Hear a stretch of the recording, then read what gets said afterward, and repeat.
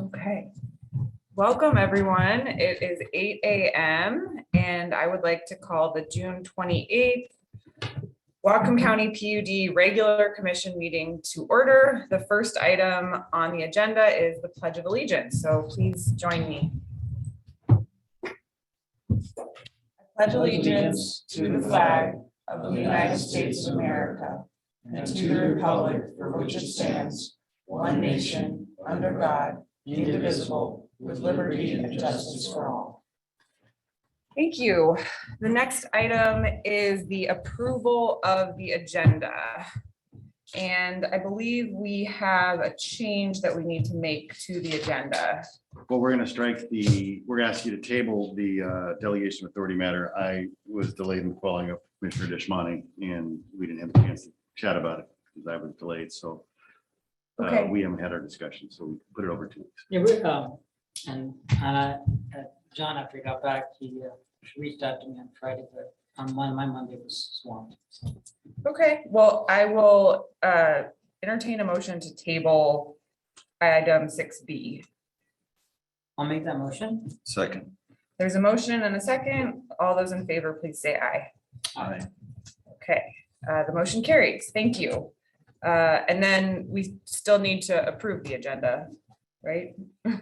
Yeah. That's your protocol now. Yeah. Okay, So I'll make a motion to approve the agenda. Second. there's a motion and a second. All those in favor, please say aye. Aye. Aye. Aye, the motion carries. The next item is the consent agenda, which is the approval of meeting minutes from our June 14th meeting and the approval of claims from June 28th. And I do have changes for the meeting minutes for June 14th. Does anyone else have anything? Okay, I just, for both work order 1-06-22 and resolution 817, there's not a second listed, or so we just need to add Commissioner Grant seconded the motion, and the motion passed unanimously for both of those, because right now it just looks like a tool made the motion without a second. So that's the only change for me. I'll check them video. Okay, great. I'll entertain a motion. I'll make a motion to approve this consent agenda and the claims with the corrections made. I'll make a second. There's a motion and a second. All those in favor, please say aye. Aye. Aye. The motion carries. Thank you. The next item on our agenda is public comment. So if you have a comment and you're in the room, you can step up to the microphone, or if you're online, feel free to just raise your hand and we can upgrade you to a panelist. And also just to note, we also have public comment at the end of the meeting as well. So I'm not seeing any hands or folks stepping up to the microphone. So I am going to close public comment. Thank you. And then the next item is the water resources presentation. Morning, Commissioners. When I was first started out in the city, working as city administrator back in Minnesota, I had a finance director that just hated to do presentations. So the second year I was there, we went through the budget presentation and I asked him to develop a presentation for the city council. He stood up to the microphone and he said, "Any questions?" I won't do that this morning, but I would encourage you as we go through this to please ask questions. Some of this, I think most of this is probably going to be very familiar to you, but I think that as we go through it, especially when Becky Peterson and Rebecca talk about the Watershed Management Board and the Watershed Management Team and different committees, that there's going to be some questions that you may have asked. So today, what we're going to try to do is provide an overview of the core water resources management that we conduct here at the PUD, and then why and what we do in terms of engagement with and provide some leadership in certain areas in Whatcom County and water resource planning and management. Next slide. Steve? Yes. Would you prefer that we ask questions during the presentation or wait till you finish? During the presentation, yeah, because there'll be some sections of this, like I said, that are going to be pretty lengthy in terms of going through a number of things that we engaged in, and I think it'd be best if you just raise your hand and ask the question as we go. So, the mission, as we've got stated in our current strategic plan, is Public Utility District Number 1 of Whatcom County is a steward of water and energy resources, providing locally controlled utility services and resource protection for the benefit of the residences, businesses, and the agricultural community of Greater Whatcom. Next slide, please. So for the last, I can't really tell you how many years, probably 15, 16 years, we've managed and worked within the county on water resources with these two priorities. These are not specifically called out in the strategic plan, but this is the basis that we use for working on water resources. Number one priority is to protect and manage the PUD's water rights to support the most efficient use of those rights by current customers. That's our number one priority, by current customers, and to the benefit of all water needs in the Nooksack River Basin. We've talked, I think I pulled out some files last week when we were preparing this presentation. I think this is the fourth presentation that we've done in the last 9 or 10 years on water resources. We always come back to that number one priority, current customers. And I think Rick Miracle has often, I wouldn't say chided us, but reminded us of how we really got started in the water utility business here in Whatcom County and continued for the last almost 80 years now, serving Cherry Point customers. Priority number 2, to actively engage in activities. Actively engage in water resource planning activities to integrate water supply in support of countywide natural resource plans and projects that bring ecological systems value to agriculture, industrial, municipal, and stream flow for fish and habitat. Becky Peterson and Rebecca will talk quite a bit later about how engaged in and why we are engaged in water resource management in the county. Steve, Yes. is all of Whatcom County known as the Nooksack River Basin? No, but all of Whatcom County west of the mountains are considered WIRA 1. So when we get into the watershed management process, that's really where we talk about WIRA 1. And WIRA 1, sometimes I think people can't understand that even our friends up across the border and back across the border at Point Roberts are part of WIRA 1. So does No. priority 1 actually address the PUD's? Well, it says water rights. I guess that's kind of saying what that is, because I felt that we serve all of Whatcom County. we have the legal authority. When the PUD was formed and the vote was taken, we cover all of Whatcom County. So we could own the water system in New Halem and operate it. I mean, we have the legal authority to do that. But when we get into Forgive me, where's New Haven? New Halem is about, it's just west of the Gorge Dam on Highway 20. If you're going over North Cascades where you leave Skagit and come back into Whatcom County.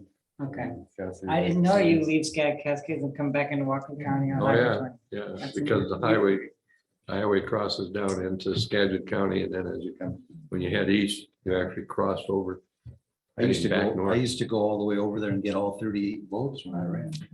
There you go. Wow. There's a full-time deputy, sheriff's deputy, that's resident at New Haven. Hmm. Drive slow. Yeah. That's during the winter, when the snow hits, that's the end of Highway 20. Okay.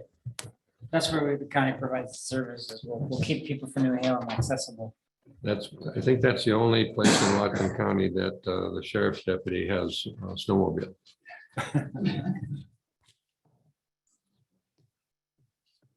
Okay, next slide. Oh, can I ask one Yes, question? yes. So I was with priority two, Can you go back, Rebecca?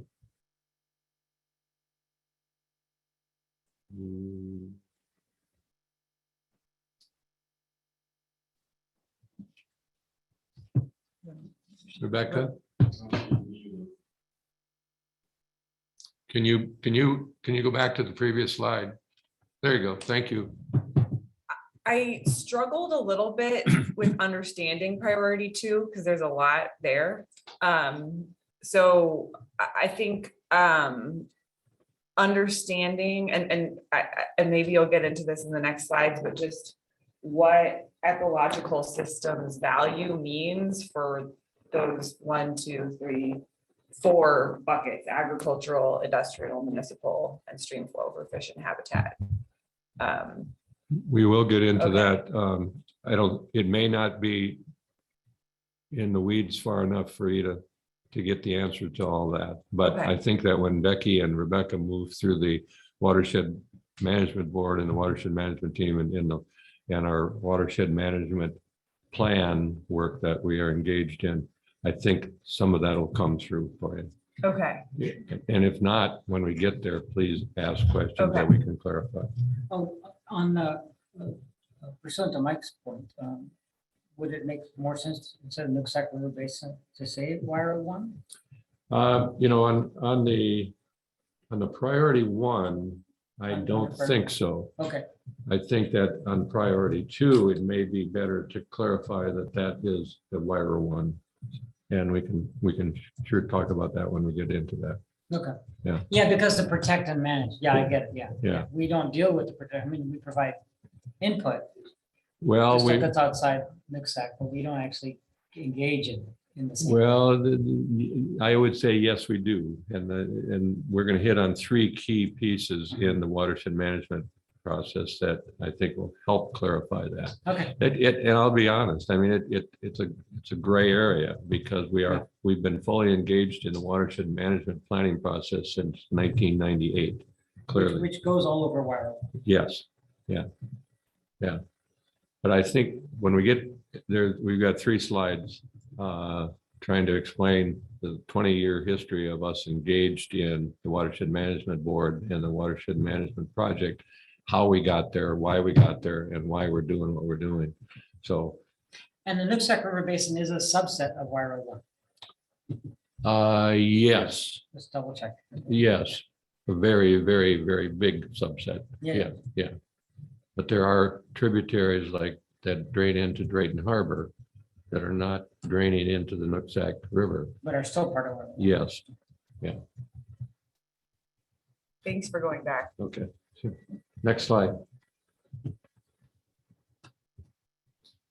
So I'm going to take these next couple of slides and talk about just our water system that we own and operate. Starting out with our 2 diversions on the river. We have 3 water rights from the main stem, a total of 83 cubic feet per second. Just a reminder that 80 cubic foot per second is 7.48 roughly gallons of water. The water rights state that the purpose of use for those are municipal, industrial, and irrigation. We have 2 water treatment plants and 2 diversions. This one is shown as our plant 1 down just south of the Pioneer Park in Ferndale. We also have the second one here at Trigg Road. those plants basically serve our Cherry Point industrial customers, BP, Phillips, Alcoa when it's running, AltaGas, PSE Whitehorn, PSE Ferndale Generation, Kemco, Rubicon, and a couple of other very small businesses out at Cherry Point. And on average, and I say average, year to year, we have about 30 irrigation customers off of those 2 water lines that run from the diversion out to Cherry Point. The irrigation customers, the number vary from year to year, basically because of rotating crops. So someone like a Dick Bedlington will, lease 100 acres off of Grandview Road this year. 2 years from now, he may not be leasing that property because the rotation of the potato crop is just not of any value. So it just varies. And his consumption this year will be way less than it would be typical. Yeah, the other thing we have is there are few consistent irrigation customers that are connected year round, every year. We have a couple of dairy farms off of Alder Grove that they're irrigation customers, but they're using that water for cow watering as well as for irrigation and year round. The total annual amount of irrigation water that we sell averages around 50 million gallons a year. It sounds like a lot of water, but it's really not that much. It's really not that much. I think it's the service that we provide for irrigation customers west of Ferndale is a result, as best as I can determine, that when the pipelines were built to get the easements through farmers' property, we engaged with them the opportunity for them to take irrigation water off of those pipelines. That's the best that I can tell. I mean, going back, some 70 years and not having any records as to why did Farmer X get a connection, but that's my best expectation. Because we have easements for all the pipelines going all the way out to Cherry Point through, most of it through farmers' property. So we recently, in the last couple of years, we've been getting calls from small water associations south and west of Ferndale that are irrigation customers, 2 and 3 connections to those water systems, that are asking us if they can take our irrigation or industrial water and use it for potable water. We've had discussions with the Whatcom Department of Health, and they've said, yes, you can do that if the property owner installs in-house treatment for that water supply, and Department of Health will approve that. We haven't had any of those yet, but we continue to have discussions with, I think, 2 or 3. And I believe that when Chris had his open house on the strategic plan last week, I believe that a couple of those irrigation customers were there to talk about that. So, next slide. The Grandview Northgate I-5 industrial area, we list here 30 customers. I think we have about 30 individual customers, but I just counted yesterday. I think we have about 40 different connections, more than one connection in some cases to a customer. That system has 3 wells, 1 potable and 2 fire. We don't use the fire wells anymore. That since we built the Vista Road water line connection to our industrial system that goes down into Grandview, the water rights for to be used for potable water, we can take the water from all 3 wells. We don't now. There's no connection to the system from the 2 fire wells, but we have the right on the water right to take that water and use it for potable. We can't, that does not give us the opportunity to use more than what the 1 water right gives us, which is about it's just under 100 acre feet per year. It's not a lot. And if you recall, a couple of years ago, after we built the Vista Road line, we worked with Healthy Pet. Healthy Pet was using on a regular basis about half of the amount of water that was coming out of the potable system. They didn't need the potable water for their processing.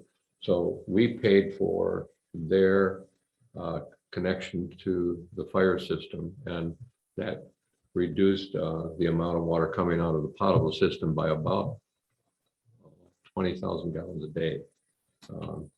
And the reason that we did that was that when we went through the water system plan update, we had to prove the capacity of the Grandview system to meet the needs of the Grandview I-5 Industrial Park for the next 20 years.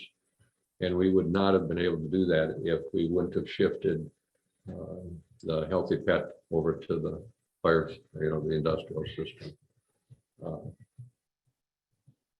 We do have the one groundwater well at Cherry Point. It's an exempt well. It can be used for industrial uses up to 5,000 gallons a day. That well is located at Praxair. They use a few hundred gallons a day, and they use it for their potable needs. They're also connected to our industrial system for processing water. The 2021 potable PUD water system plan update. We completed that for a couple of very important reasons, and I think Dave is on the line, and I would ask Dave if he can chime in and talk to us about the requirements of the Department of Health requirements for updating the system plan, how it fits into the county's plans, and then I would add the second reason that we really needed to complete that plan in preparation for adjudication mainly. I don't know, Dave, are you on?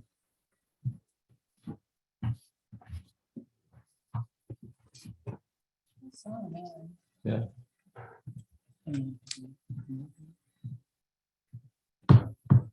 Steve, while you're waiting for Dave to come on. Yeah. I know you talk about Grandview and it says Northgate and it says I-5 industrial area.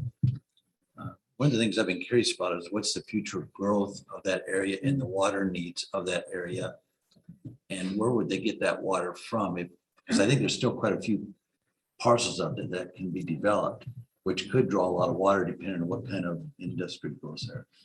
Good. I mean, and thanks. That's a good question. When we went through the water system plan update, we were required to, and we did an extensive determination of, based upon the land use designation for the Grandview I-5 Industrial Park area, what would be our assumptions on the amount of water used over the next 20 years, growing, filling out the development of the entire park. That came about in 20 years. It came to about using that assumption that that's the kind of use that would be there. We would have the capacity, we have the capacity to not only pull that amount of water, but we also have the capacity to store and meet that need. Right today, with Healthy Pet off of the system, off the potable system, we're pulling about maybe 15,000 gallons a day. We have storage capacity for about 30,000 gallons a day, or at any one time, not just a day. With all that, we have more than sufficient amount. Now, depending on what happens, if you have a commercial or industrial development out there that needs water for processing, then we would have them connect to the fire system. So depending upon our potable system for potable supply, period. We're going through, we're applying for consolidation grant studies through the Department of Health for connecting our system to the Double L and the Fairview mobile home parks. That's the Fairview is right, the one right on Grandview. The other one's up Portal Way. And one of the things that we're going to look at is trying to get the use of their water rights when we take them over. So they would be buying water from us wholesale, running their own individual system. But they have sufficient water rights to serve those to mobile, the mobile home park. And if we can transfer that water right over to the well that we've got, that'll help us. I thought that water wasn't of good quality. It's not the same thing. Okay, We would be transferring the water right, right, but not the water. not the actual water. Okay. Yeah, because the water quality in our well is first class. I mean, there's no problem at all. No, Dave, yet? As far as Grandview, how much are economic development people concerned in this county for water supply for industrial development? And are the economic development people aware of the fact that we've got an abundance of water support Grandview as far as industrial development compared to perhaps other locations that might be more constrained? I can say that in terms of the people like the port and the county understanding what water resources are available at Grandview, they're aware of it. Are they concentrating on getting economic development or development at Grandview? I can't answer that. Last year, we were getting calls, what we believe were serious calls about development at the I-5 industrial area. And we've had quite a few discussions with developers out there. That seems to have been fading away the last year or so in terms of interest, or at least I should say in terms of contact and opportunity. But I would expect that now that the border is more or less open between us and Canada, that we'll get some stronger interest. The other thing, that we did with Grandview was we connected Delta Tech, which is a privately owned commercial light industrial park just north and west of our Grandview system. We connected them to our fire system because the county had made a determination that their fire system did not have the capacity to serve their development. And so they went to Delta Tech and said, you're not going to get any more building permits until you can improve your fire system. They came to us. We worked on an agreement. The commissioners approved it. They pay us a connection charge for each of the sites that were already developed, and then an additional site that gets developed, they pay us a connection charge, and then they pay us an amount every year, a small amount every year for that service. We also serve, of course, at Grandview I-5 Industrial, we serve the Grandview Business Park, which is up on north of on Portal Way, and we simply sell them water as a wholesale. They wanted us to take over that system a few years ago. We took a hard look at it, and it would be making the same mistake that we made when we purchased Grandview years ago. Their system runs, all their water lines run literally under businesses, under buildings. So it's an intertwined, I wouldn't say a mess, but it's a challenge. And so we said, no, we'll sell you water at a point of delivery. They've been a very good customer, but so it's Grandview's, yeah. Now, when we've had some additional development at Grandview in the last couple of years on the west side of Grandview. I think it's the southwest side of Grandview.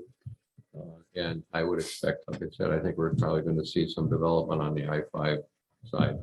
Recall that at Grandview, the city of Ferndale annexed about, what, 40 acres? Right out of the heart of Grandview, our service area. Just north of the AM/PM station there. And have, I think it was with the expectation that they were going to get this large truck stop in there, and it never happened. And there was a bit of a,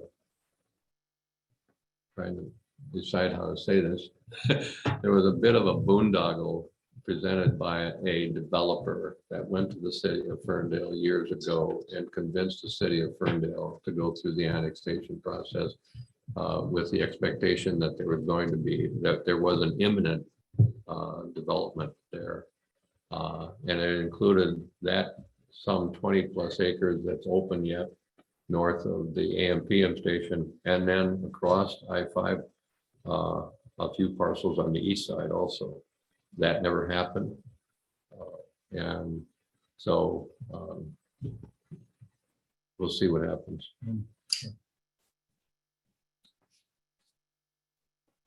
Okay, I'll go back to the PUD water system. We really completed that water system plan update for two reasons. One, there was a requirement by the State Department of Health that you're supposed to update your water system plan every 10 years. The last time we did that was in 2004. And we went to, several years ago, Tom Mortimer, our water right attorney, and I went to the Department of Health and Department of Ecology and said, we know we're behind. We need to update the plan, but we'd like to hold off for a few years based upon things that were happening at Cherry Point. We saw the potential for changes at Cherry Point, some issues around potable supply. And then the county was going through its coordinated water system plan update, and we said we'd like to hold off. They said, absolutely, that's not a problem. So we did. But then once those issues seemed to settle out, we said, okay, we're ready. And we hired Dave Olson and Wilson Engineering to update the plan.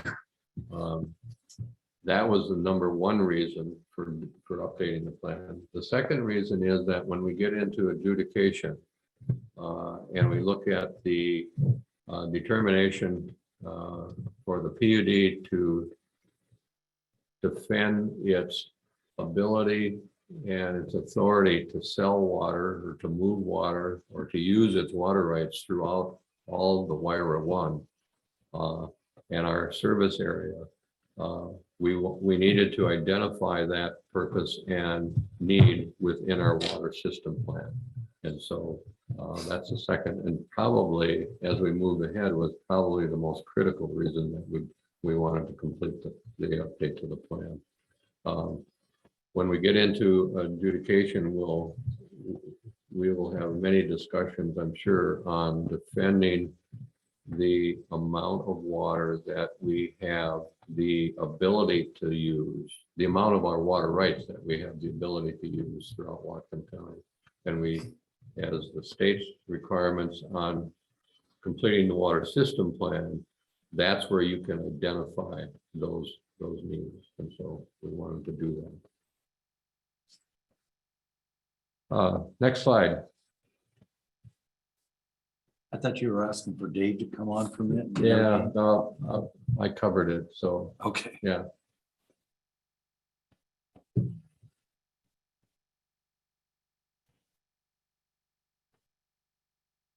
You see the mouse running around up there? There we go.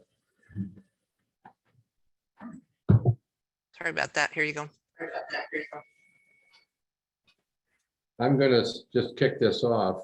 This is now moving into working within the WIRA and the Nooksack Basin and throughout Whatcom County on working with and leading in some cases on trying to find solutions to water supply working within the watershed management project, as we refer to the watershed management plan and its the 5-year plan. And then our relationship with Puget Sound Partnership and the Whatcom Watershed Information Network. The rest of those, the ones that are not highlighted, we are engaged with on a consistent basis, some more than others. I would say that you all every year consider the approval of financing in a small way, working with the Nooksack Salmon Management Association, the NC. We also work with the watershed improvement districts. There's 6 WIDs, that's what they refer to themselves as, the watershed improvement districts throughout the county. We attend most, not all of their meetings, and look for opportunities to provide assistance as we can or as they seek it. Water districts, we work mostly with water associations. Dave will talk a little bit later about his work. And then, of course, quarterly, the Ag Water Board meets, and the Ag Water Board is made up of 1 member from each of the 6 watershed improvement districts. And they are now very engaged in dealing with adjudication, and we'll talk a little bit about that later on. And of course, we work with the Department of Fish and Wildlife. Fish and Wildlife is actually the manager of a couple of the grants that we are working on through the Puget Sound Partnership, and also Department of Ecology. I would like to say that they are a real partner in leading to solutions in the county. That's not the case. So, but we do work with them as we need to, and we engage with them. So, Your most enjoyable meeting, pardon? the meetings you look forward to the most. You know, a couple years ago, I sat in a meeting with John Sitkin and Tom Mortimer in Bellingham, and the question that we asked Department of Ecology was, if you were to define success in solving water solutions in the Nooksack Basin, what would it look like? Yes. No answer. Didn't even get that. What was their response? Well, what would it look like for you? Yeah, no answer. No answer. No. And that led to you guys need to lead or not lead. Yeah. You need to lead, be active, find solutions, pilot programs, or not be an obstructionist. But in this middle, you're just being an obstructionist to solutions. Yeah. So with that, I would turn it over to Rebecca or Becky, and talking specifically about the first 3 bullets there, the watershed management projects, a little bit about the partnership, and then the WIN. And I'll chime in and please ask questions, because this is where it's going to get like, why are we doing that, or what are we doing? I'll be right back. For some reason, my slide is not advancing here. Not sure why. Hold on. Hey.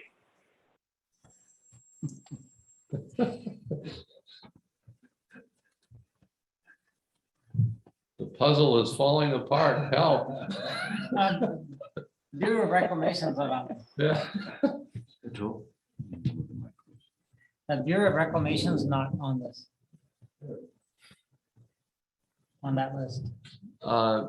The reason is that I wouldn't consider them a partner. Okay, I'm back, and I'm going to introduce Becky Peterson to you all. She has been a part of the WIRA-1 management project before, at least as long as Steve has, going way back, and I'll let her tell the story. But she's been a consultant for the WIRA-1 Management Board, Salmon Recovery Board, and also has done consulting work for us. So Becky, I will turn it over for you, and I will see if I can manage to click the slide the right way here. So here we go. Okay, thanks. Good morning, everyone. As Rebecca mentioned, my name is Becky Peterson. I've been working with the PUD and others in WIRA 1 for quite a while. So I have a history with the programs, and as such was asked to help provide some historical context for watershed planning and also how the PUD became involved. So I'm going to step you, no, not yet. So I'm going to step you through pre-2000 is really when the PUD became involved in what we now consider or know as the WIRA 1 Watershed Management Project. WIRA 1, in case everyone's not familiar with what the acronym is, it's Water Resource Inventory Area 1. It's a state of ecology designation for the different watershed boundaries across the state. So that's what, when we say WIRA 1, that's what we're referring to, is it's a state designation for water resource inventory area. And I believe there's 39 in the state. The current watershed planning project, as it's become to be known, really initiated in 1997 with the passage of the Watershed Planning Act. In that act, there was the opportunity to address watershed issues on a watershed level, and including fish habitat, water quality, water quantity. And the legislation actually identified who would kind of kick off that watershed planning at the WIRA level.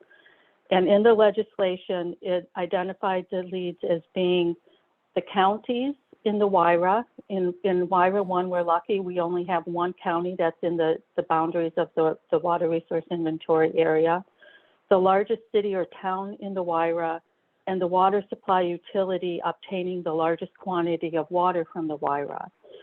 So with that, that translated to Whatcom County, the city of Bellingham, who is a large water supplier, water purveyor. But since they're the largest city, that then makes the PUD the largest water supplier in the WIRA. So those three entities formed kind of the initiating governments that were identified under this 1997 legislation. The three governments, when they discussed taking on this watershed planning at the local level, then invited the tribes to participate as initiating governments. So they brought in the Lummi Nation and the Nooksack tribe and talked about how to use this legislation to begin doing watershed planning in WIRA 1. In 1998, it was a pretty key milestone in the watershed planning process where an interlocal agreement was established with those 5 initiating governments. So we had the 1998 interlocal agreement with Whatcom County, the city of Bellingham, PUD, Nooksack tribe, and Lummi Nation. I'm providing really high level, and there's a lot of details. So I'm just going to stay at the high level. Those initiating governments, under their interlocal agreement, became known as the WIRA 1 Joint Board. And then they kicked off the process of setting up a framework for watershed planning that was within the outline of the 1997 legislation. So they set up, okay, go ahead, Rebecca, click forward. The WIRA 1 Planning Unit was established. And then between 2000 and 2005 was really kind of the time frame that a lot of the work that went into watershed planning and the development of the watershed management plan occurred. So there was the WIRA 1 Joint Board, which was the 5 governments under the interlocal agreement. There was a number of technical teams that had been set up in the framework that were working with Utah State University on developing scopes of work for technical studies. The planning unit was involved, which I think most of you are familiar with caucuses that would receive information on the technical studies and work on developing the watershed management plan under the Watershed Planning Act. So that work was completed. The plan was approved in 2005, Rebecca. And then the next step in that planning process was that after the watershed management plan was approved, there was another planning process underway for salmon recovery, which also was initiated through state legislation. So after the approval of the watershed management plan, almost at the same time, we had approval of a salmon recovery plan for WIRA 1. Under that legislation, there was also a local WIRA 1 board that was set up for the salmon recovery planning process through that legislation. So in effect, we had two boards. One was for watershed management planning. The second one was for WIRA 1 Salmon Recovery Board. Many of the same entities were on the board under those interlocal agreements. So in 2006, after the watershed management plan was approved, there were discussions that started about how do we bring these programs together. We have two boards, same people. These are not topics that are exclusive of each other. We should be talking about them in the same room, and we should have a plan for how we're going to bring these two programs together and these two boards so that we're being efficient and we're being integrated. Also in 2009, also in this time step, there was a 5-year plan, work plan under the joint board. So that was also happening at the same time. Towards the end of this 2006-2009 timeframe, there were options that had been presented on how to integrate these two programs and these two boards. That was all presented in 2009 to the two boards who started meeting together in the same room. They still had their separate interlocal agreements. They still had their separate decision-making processes, but they were meeting together. Towards the end of 2009, they did agree to a phased approach for integrating the two boards and the two programs, with the first step being to set up what I think many of you are familiar with, which is the management team. So the management team was set up in 2009 as part of this phased approach to try to integrate these two programs, watershed planning and salmon recovery program. Okay, go ahead. So the two boards are now meeting together, still have two separate interlocal agreements, same people, but we're talking about things together in the same way. We now have the Puget Sound Partnership, recognizing we have this kind of integrated structure under interlocal agreements that bring all of the governments together, including what are called the co-managers, which are the tribes and WDFW. And they came and approached the two boards at one of their meetings and asked if they would take on the function of what is called a local integrating organization.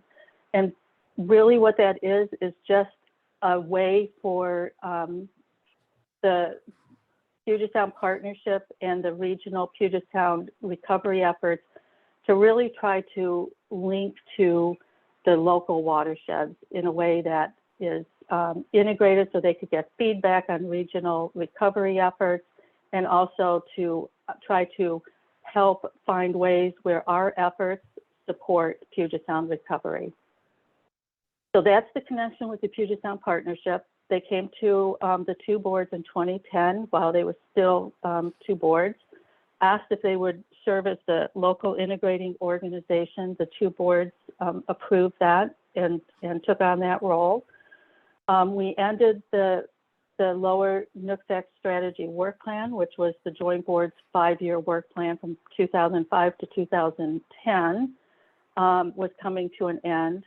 The boards said this is the time to look at the next 5-year work plan. And as part of doing that, let's go to the final phase of bringing these two boards together so that we are functioning as one board in a more integrated way. Next. So in 2016, a new interlocal agreement was put forward, includes all the same entities that were in those two boards, the WIRA 1 Joint Board and the WIRA 1 Salmon Recovery Board. The new interlocal agreement brings the two boards together, and it was named the WIRA 1 Watershed Management Board. So the way it is currently set up in the interlocal agreement is that it modeled the format of the Salmon Recovery Board, the WIRA 1 Salmon Recovery Board. There's a local government caucus, and there's the Salmon Co-Manager Caucus. So the local Becky? government caucus include, yes? On our screen, we've got you, showing you talking, and I just wanted to remind the commission that behind that, that black box would be the tribal council, the PUD commission, and the WDFW. Oh, there you go. Thank you. Thanks. Go ahead. Okay. Okay. So we have the two caucuses now, kind of that format of what the WIRA 1 Salmon Recovery Board was framed as, with two caucuses, one local government caucus and one Salmon Co-Manager Caucus. It was recognized when the boards were developing the interlocal agreement, and based on comments that were received, and the importance of agriculture. The Ag Water Board was, it should be flipped, it should be where state governments are at, but is ex officio member to the local government caucus at the caucus level. And the reason this is set up this way, I think this is an important consideration in the interlocal agreements. Way back in 1998, when the interlocal agreement with the tribe was first set up, the tribes don't typically work at the local government level. They're a sovereign nation and they work at a higher government level. So it was a pretty big step for them to work at the local government level. So that's why, as we went through, the time step and through the changes in the evolution of how we went from, the two separate boards to the Watershed Management Board, it has always retained what we call the government to government level, because that is really an important step for the tribes to just be working at a government to government level. So that's why with Ag Water Board we recognize the importance of agriculture. And also because the WIDs are a special district, made them ex officio to the local government caucus. So once we had the new interlocal in place, okay, Rebecca, we set up the, go ahead, you can go to the next one. Started working on the next 5-year work plan, which Rebecca will be going into more detail about in a couple slides. But this was the next step after the interlocal agreement was set up. The other important couple things that bring us current in the history and current status of watershed management planning and watershed work is we also had the Stream Flow Restoration Act that came in there in this time frame, which was intended to update the watershed plan to address the Stream Flow Restoration Act. And then also most recently, which Steve has mentioned, the adjudication process that has been planned or proposed, and ecology having initiated the pre-adjudication process. So that brings us current. I think a really quick fly through history of how watershed management planning evolved to where we are currently with the Watershed Management Board. And then also how it came about that the PUD has become such a critical part of watershed planning. So before I go to the next slide with the board's work plan, is there any questions on the history? Because I really did fly through that. Becky, this is Mike Murphy. Hi. Question is, as I look at how everything's laid out up there, who represents the private well owners? Because I don't see anything indicating that to me. The private well owners are in the planning unit. So the way the structure has always been set up is, so you have the board, and the joint board was the same way, where the policy bodies interact with their board members. So the planning unit is connected with the county council policy board and should be informing their county representative on the watershed management board. So is this where all the caucuses fall in under too? Correct. Yeah. Okay, okay. Thank you. And this is for, Commissioner. this is, oh, sorry, go ahead, Steve. I'm just going to say that when you say represented, that's the age-old question. What does representation mean in terms of, because that structure is really built around two things: policy development, approval, and implementation. And so it's really, when you look at the planning unit and the county advisory as part of one of the county advisory committees, their opportunity is to provide input, not be quote represented on us, water rights or, legal actions.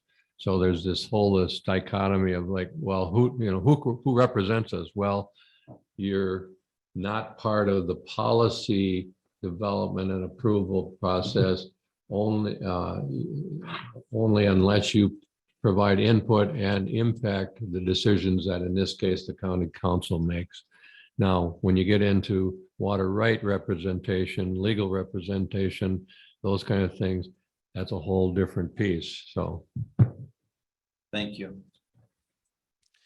I'd like to make one comment, couple comments before we jump forward to the next slide. Under Yeah, I have the, a question. Go ahead, though. oh, okay. I just wanted to point out under the 2010, 2018, where we say the Whatcom Local Integrating Organization, which is how we represent ourselves at the Puget Sound Partnership level. Becky has been the LAO coordinator for our group since that time. And Steve and I have been representing the LIO at partnership meetings since this has started, just as an FYI. and just as a further clarification, we rotate with San Juan Island, the island group, as being a voting member at the ECB, the Economic Coordinating Board. And this year will be the second of 2 years that we will have been the voting member. The next 2 years will be rotated back to folks from San Juan Island. We still will be attending those meetings and engaging in them, but we won't have that quote, that vote. So regarding the Puget Sound Partnership, it's a funding mechanism for activity in our watershed. They don't guide us policy-wise, correct? No, That's correct. Oh, I'm sorry. No, go ahead. Go ahead, Becky. No, so we receive funding. We receive an annual grant for coordinating the LIO, which is what we use to keep kind of the management team and the board functioning, as well as other requirements under the grant. Our funding comes through, in the past, and this is going to change going forward, you can and Rebecca will cover this when she talks about strategies. Within different geographic areas, when the Puget Sound Action Agenda was being developed, you could submit actions that addressed the kind of the Puget Sound priorities and put those in. They were called near-term actions. And then there was a process for funding through the National Estuary Program to fund actions that address Puget Sound recovery. And then also through the local integrating organization structure, we were able to annually direct funding to a local near-term action. So there were a couple different processes for bringing some of that National Estuary Program, or what's called NEP funding, into the basin to do some of our actions. And we have been one of the fortunate LIOs where we have had a lot of the NEP funds come into our geographic area. But they do not tell, And, they don't guide us as to what we do. That's correct. And if I have heard that there's some concerns on our part and other members of the Watershed Management Board about funding over the next year or so Yes. from the Puget Sound Partnership.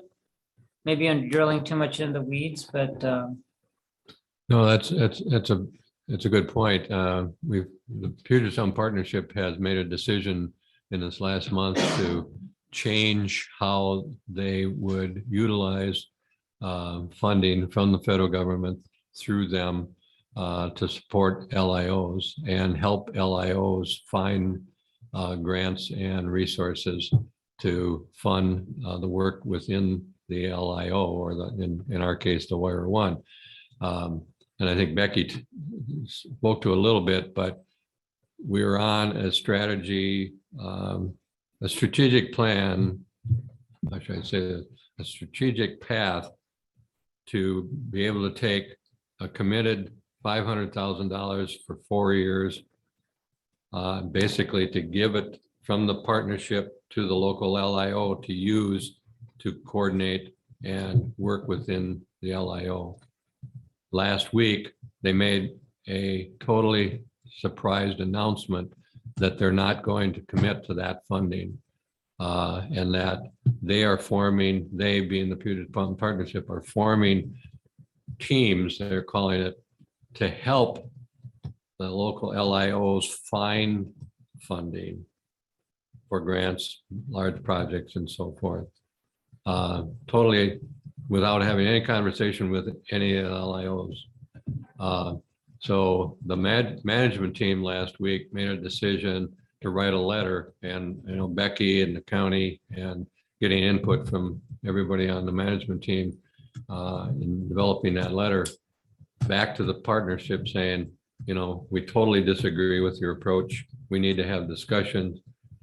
It's a whole different approach. could it be that we're being punished for being too successful? This is the question that we, I mean, because our LIO has been pretty on the ball well, if compared to statewide, and they may be responding to that by wanting other people to be more successful and kind of taking it under their own tutelage. I don't think that has anything to do with it. Okay.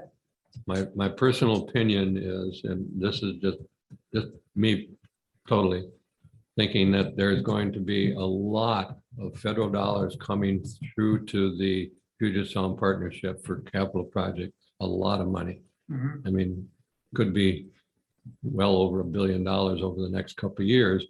And the partnership, I believe, I have no basis for saying this, but I believe that the partnership has been guided by the federal government and saying, we're going to send these dollars to you. You're going to have to prove how they're going to be used. And so it's going to be back on your shoulders to determine and show to us how those dollars are going to be used. And so I think it's not a grab, if you would, of those dollars by the partnership, but if you would, more of an ownership. And I think it's going to, if they don't change now back to the old pattern, that I think it's going to totally disrupt the relationship between the partnership and the LIOs. Because yes, we have been doing a great job. It was several years ago, we went to the partnership and said, you have to give us much more autonomy on how to utilize those dollars. And that we weren't the only one. There were several of the LIOs that were saying the same thing. And the partnership said, okay, we'll give you this money. You decide how you use it, and you decide how you're going to have to show us then how you're integrating your work with ours. It was a couple months ago, we had that 2-hour presentation to the Ecosystem Coordinating Board, which is, a subcommittee of the partnership. They asked us, we were the second LIO, they asked us how they can help us help them. And now, less than 2 months later, they go, no, we're going to decide for you. So it's going to be a very challenging time, I would say, in the next couple of months here. Becky, do you Right. want to add anything to that? Because you've been right in the middle of all that LIO. No, I think Steve covered it pretty Thanks. well. Yeah. Yeah, it's going to be interesting to see how that pans out. We were being so strategic, and we'll see if they're going to be as strategic as we have been locally and as successful as we've been. Yes. So you can go to the next slide if there's no other questions. Okay, so I'm just going to introduce the board's work plan here and how it was created, and then Rebecca will be going into more detail about it. So the board's work plan is a 5-year work plan that was developed in 2018. It's based on the 3 primary functions of the board, which are listed at the top. And all of the strategies, there's a total of 9, are all intended to work in relation to each other. So they're not intended to be sequential. They're not intended to be done separate from any other ones, but they work in conjunction with each other, and they support each other. So several of them are underway or have been being worked on. The groundwater model, the regional water supply plan, drainage-based management, salmon recovery, watershed plan actions was the Stream Flow Restoration Act, and the planning unit had previously been talking about how to update the watershed plan, and then hatcheries is an ongoing co-manager strategy. It was intended as a living document. You can see that there have been 2 approved updates since it was originally developed, with the latest one being last summer, where the co-manager's 10-year hatchery plan was adopted as the hatchery strategy in the board's work plan. The complementary programs, actions, and plans that is on the outside there is a recognition that all these actions like water supply planning, drainage-based management, all those actions, they do work with other programs as well. So they do connect, there's relationships to other programs that are occurring, like the Whatcom Clean Water Program, the floodplain integration planning. So there's connections there, but the ones that are in this diagram are the ones that are under the board's interlocal agreement and their primary functions. Becky, So, Becky, do you have a question? I can go after you though. Did you have some- I would just, we have a question from Commissioner Desmati, but I would just like to remind everybody that this is where so much work gets done in this structure. And secondly, that this is where everybody in the county, and I know I go back to what Mike's question was, where do the private well owners come in? But when you think about who is on the watershed management board, you've got tribes, you got the county, you got all the cities, you got the PUD, you got Fish and Wildlife.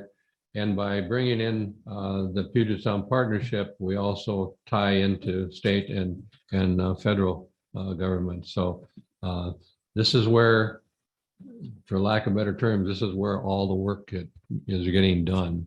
And everybody's working together here, in the process. So Yeah, I'd like to echo that comment. And I'm going to speak completely for myself.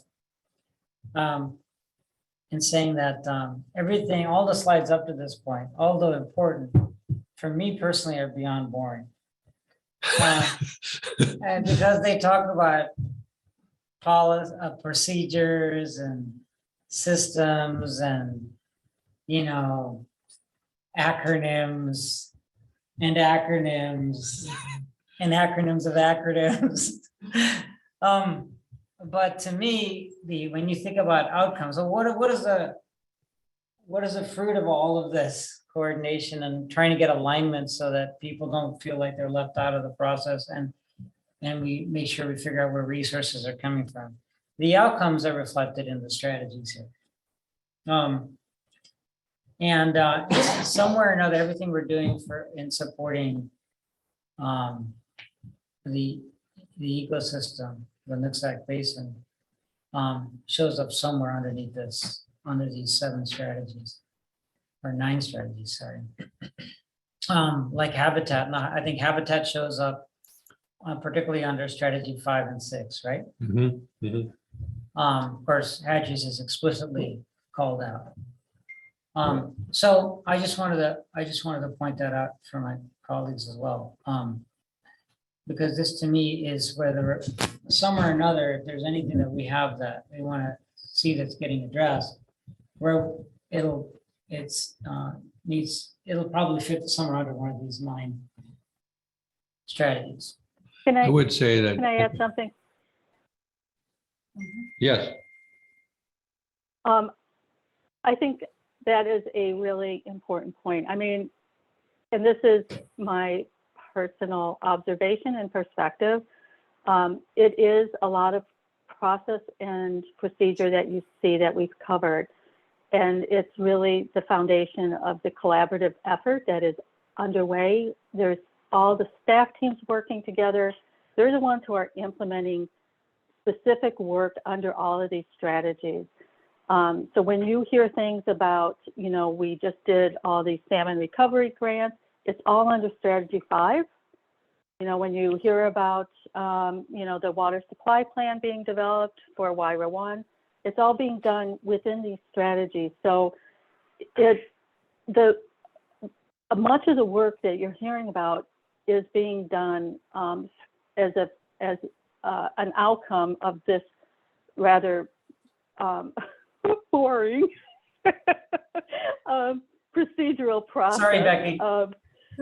It's okay. No, I agree. I just always it's very cringy to me when I try to think about presenting it. But it's the foundational piece of making sure that we have the tribe's involvement, we have the local government's involvement, and everybody's marching down the same path, hopefully, towards achieving the same ends under this really bulky diagram. And it is bulky and it's boring and everything else, but I often hear about our structure and how fortunate we are to have what we have in place that provides this foundation for all this work, including our LIO. We are the ones that are the most structured and have been making the most progress because we've been strategic. We have a strategic path we're following. And hopefully we just continue to do this, but that strategic path is because of this process that we've been building over the past 20 years and working our way towards. So I really appreciate those comments about, it's the outcomes that we are focused on. But this is how we got there. And to put it in a more positive light than the word boring, I will say also that the reason that there's all of that infrastructure and all of that effort for coordination is because folks like Becky and Steve and Rebecca, and certainly people that I don't need to explicitly name at the county and in the community, really care about working together towards common goals. And there's a widespread awareness in our community which isn't true in many communities, that we're not going to get there by stomping on each other's toes. Even in the sometimes maligned ag community, there's a tremendous dedication to work with all the other stakeholders. And we're something for us to feel fortunate about, that we can coordinate at this level to advance these common goals. Yeah, I appreciate that, those thoughts. The other thing I think that, you mentioned things that, salmon recovery and watershed plan. I mean, I think that the key piece that on this slide, and Becky spoke to it, but it's really coordinating. When we talk about the groundwater model, for instance, why are we doing a groundwater model? Because we need to determine as best we can the interaction between groundwater and surface water, how much groundwater is there, where it is, and so forth. Well, why would we care about that? Because it fits into the regional water supply plan. It also fits in the salmon recovery plan, it fits into the watershed plan. And we talk about hatcheries. Well, why should we include hatcheries in this broader discussion? Because they need water, they need quality water. We need to talk about monitoring and data management to help support all the above strategies and activities. So it's really this, I think this is one of the best graphics that we have in showing that, yes, we all work together, but at the same time, we've all decided how and what pieces we need to address to make sure that there's not some work being done out there totally on its own, just for some weird purpose. And I would owe a lot of that coordination and administration to Becky and of course others. But this is really, I think, a best picture that we can provide in trying to explain why we're part of this process and why we're doing what we're doing. So, Steve? yeah. When I look at this, I still don't believe this should be the place, but I don't believe there is anyone collecting all the data from all that's going on. It seems like a lot of the different are doing their own researching, contracting with consultants to study things, and studies being done. And the other hand doesn't know what's happening, or they don't have the information. So someone tries to redo it again and again. And one of the frustration things I've seen over the year is all the stuff that's been done, millions have been spent, and all this information is collecting dust on somebody's shelf, and it's not being shared. So I don't know if there ever will be one organization that will gather all the information, so we do have a clear picture of what's going on in Whatcom County. I don't think that's there right now. If you look at the top box on this screen, watershed management board, and look at the primary functions, the salmon recovery plan, watershed management plan, ecosystem. If you look at what the expected and hoped outcome of developing, implementing, updating, and managing those three key pieces, that should give us should provide a reflection of everybody underneath bringing it all together. Now, there have been a number of studies on different project activities over the years. I mean, I can name you probably 10 that we've done. Storage studies, pipeline studies, the drought contingency plan. Yes, they're done, they're setting someplace. Nothing may have ever, quote, happened to them. But as an example, when we get into one of the strategies later, I don't think we're going to talk much about it, but drainage-based management. We're starting to call upon those studies and go, well, are those some options, say, for water supply or water storage or floodplain management? So I know that's probably not the best answer, that, group A has done this work and now it's sitting on somebody's shelf, never going to be looked at. But I would say that probably 90% of the project studies that have been done over the last 20 years are still, quote, active in terms of calling upon that work and pulling it in. and saying, okay, we don't need to do another, or do we need to update that study to fit into what we need to know about something in water supply planning or drainage-based management planning or salmon recovery. So I think that's, as Becky had said, I think that's the key piece here, is that this is the place where all of that is being worked on. And it may not be taking a study that was done in 1998 and say, oh, we did that, so let's just pull it out and use it. But as we're working through some of the things on the drainage-based management planning process the last few months, we've identified storage studies that the PUD did back all the way back to 1992. Whether they're going to be relevant or not, we don't know. But so I don't know if that answers your Certainly the question. permitting aspects aren't going to be relevant. Well, I think you're answering it and you were careful and cautious by saying should. I understand. I heard that word loud and clear, not it is. So I know you're being careful there, but the thing is I don't think they'll ever get to the point of understanding what's going on and what's needed in Whatcom County until everybody comes together and shares the information they have. And I don't believe that's happening. There's different agencies are collecting information and it's not getting shared, so we can never actually see the plan. I would disagree with you. You want to arm wrestle over it? I would disagree with you. I would disagree with you if we use the term different agencies are doing different things and it's not coming together. I think that now especially with adjudication rearing its somewhat ugly face, I think that there are some groups that are doing their own thing. For Including the PUD. yeah, including us. The tribes are doing their own thing. Farmers are doing their own thing. Some of the water districts are doing their own thing, and I'm just referring to adjudication. But there's reasons for that. And in terms of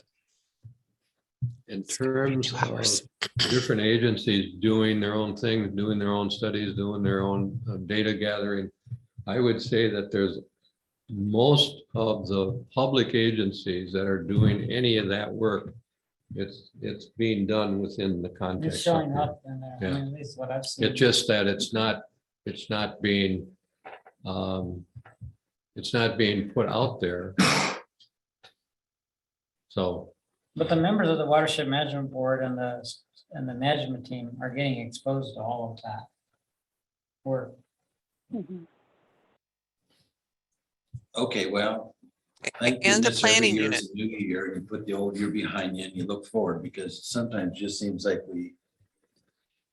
it just seems to go around and around and solutions aren't being made and problems aren't being solved. But if you say we're on the right track, I guess I'll just sit in the back seat and go for a Well, ride. that's a whole different point, isn't it? The point is that you can have part of the problem about getting everybody involved is getting solutions adopted is harder. One great case in point is our California Creek grant, which we got funded, that we were about to implement and that we had to quit.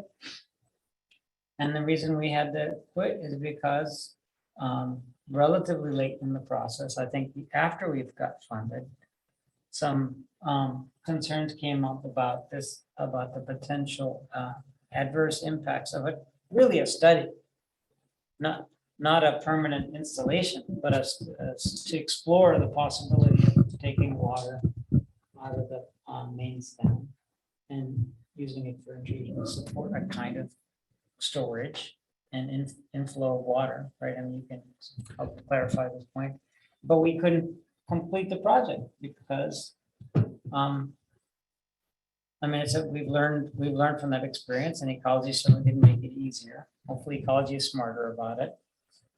But the outcomes are still a struggle. Is that a fair statement?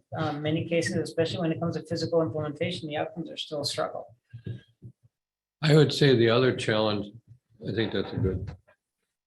I think the other challenge that we face, even though as much as I laud everybody coming together here under the Watershed Management Board, there's still, even with the amount of, and the effort and the accomplishment that folks like Becky provide us in coordinating all this work, we don't have an individual, and I'd say not necessarily the person, but the position to assure that all of this is coming together. And I believe that that's essential. When we look at, if we just take the 9 strategies on this slide and think about the federal, state, and other agency grants that have been moved through these different strategies. And I say that like the Salmon Recovery Plan, I mean, that's humongous in terms of the tribes, fish and wildlife, ecology, working in the county and other agencies. It's millions and millions and millions of dollars over the last 15 years. And we don't have an individual that says, well, flood management, you need to be talking to whoever's doing data management or data collection and under monitoring and data management. You need to make sure that you're talking to, we don't have that. And I think that if we did, I think we'd ultimately have a better outcome, and we'd also have a much better understanding that everybody is being listened to. I've had my concerns about strategy 4 and strategy 3 as to why are we doing both of those? And I would also have my own opinion on the success and the movement of strategy 4, the drainage-based management planning work right now. So I don't know how else to put that, but I think that if we had an individual position, and I've talked to the county about this for a couple of years now, about hiring someone to be that person, that coordinating, I mean, Becky does an amazing job on facilitating and coordinating, but that's not the same as having, if you wouldn't, a water resource manager for the whole process. So. Yes. Well, I have to say, I've seen a lot of improvement, so I really do appreciate, well, Steve, yourself and Rebecca and Becky, you've been very involved too. And in fact, I see we have Robin in the room here, and he's been very involved over the years. In the 24 years I've been involved with, I have seen incredible changes. I think Whatcom County is on the right, going in the right direction. However, we are a growing community and there's issues to deal with. And I hope we never allow water to take a back seat to anything, because without that precious water and the way we manage it, it could bite us down the road. I've said this, I think we've had these discussions about 4 or 5 years ago on why we're, even though we're designated as one of the initiating governments under the 2514, which is the Watershed Management Act, we don't have to accept that responsibility. We don't have to be at the table. But the more we engage in the work here, we realize that some of the discussions, say on the groundwater model or the regional water supply plan, could affect our ability to serve our core customers. It could. We don't know that. But unless we're at the table, participating and acting as representing our quote, our water rights, we could lose it all. And so that's hard to explain to someone. I mean, I recall I started working at the city of Linden on November 1st, which was a Monday. And on Tuesday, I got a call from Tom Anderson asking me if I wanted to meet with him and one of the staff representatives from the city of Bellingham and Whatcom County talk about water resource planning. That was in 1993. So we've been at it for a long time, a lot of frustration, a lot of publications, studies that have sitting on tables. I got a storage unit in my office that packed with those.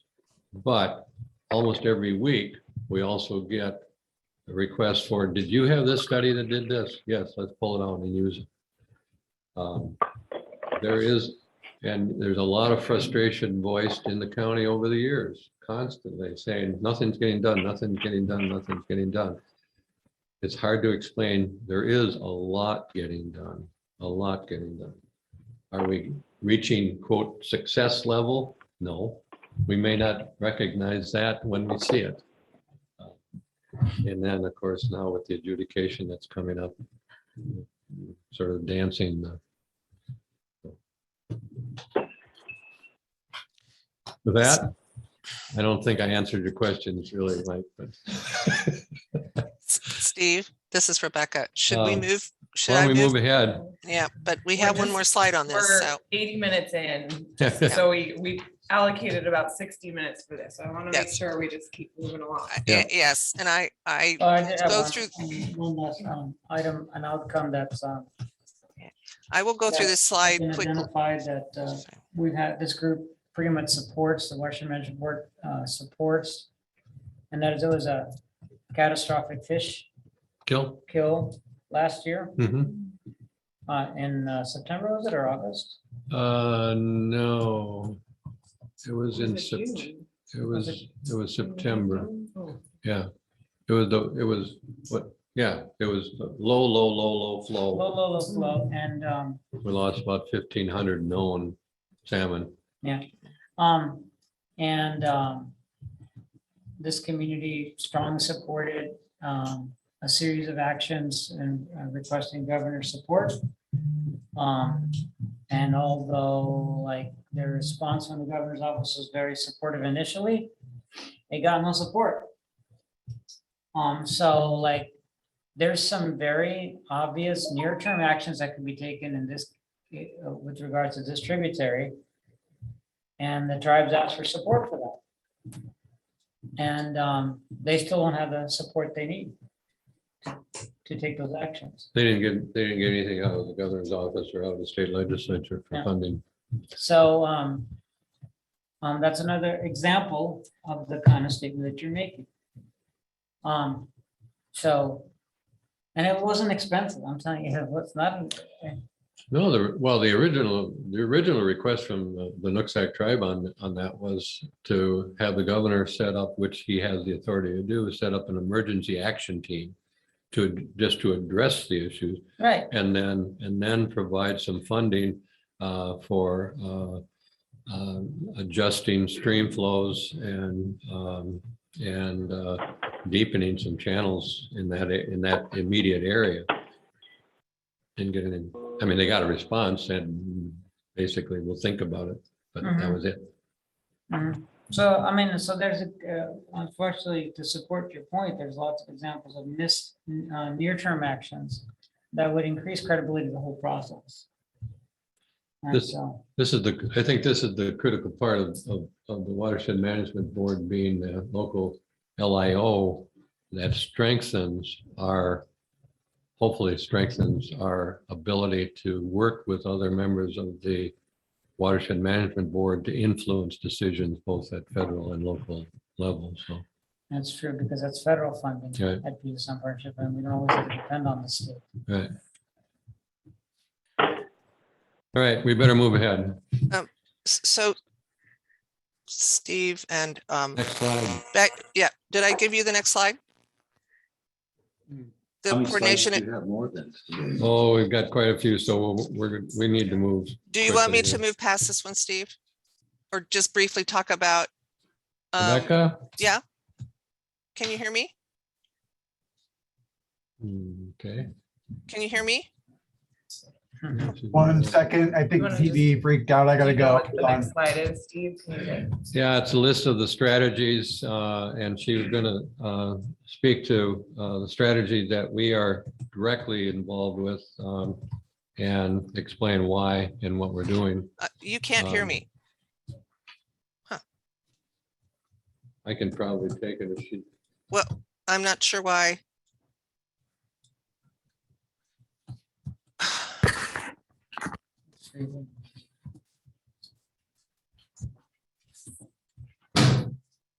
Do you think we could just go off the strategies right there for a little while?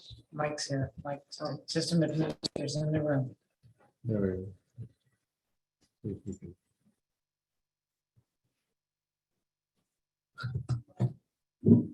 There was a problem.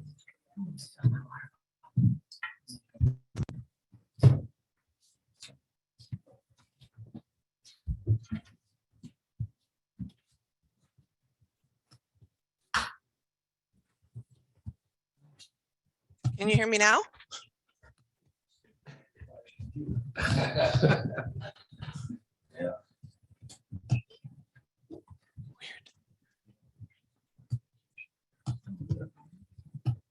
What's going on? All right. Steve, can you see if the best fits here?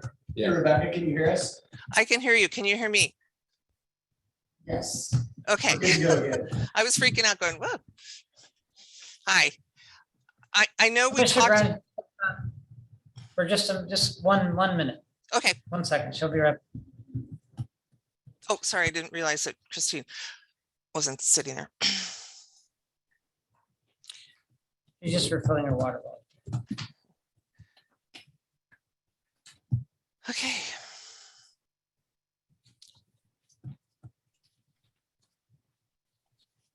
And Brian.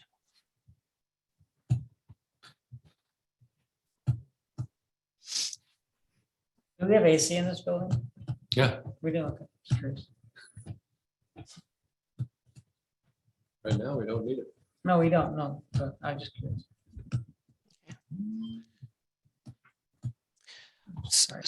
So I'm going to briefly go through this because I know we spent a lot of time on talking about the strategies, but I just wanted to make sure that the commission saw the connection with what the PUD has been, how we've been involved specifically in the strategies. So I'm not going to spend a lot of time on this, but I'll go through strategy 1, which is the coordination and administration of the overall strategy. But one of the tasks within that is to organize and collaborate and conduct outreach associated with the strategies. And with that in mind, the PUD applied for a near-term action grant through the Puget Sound Partnerships Natural Estuary Program and received funding for $200,000 to do. One of the tasks of that outreach and grant was to develop a communication strategy focused on addressing the things that the Watershed Management Board is doing. So we are in that phase now. We've done a survey. We're going to be writing the strategy up this summer and fall.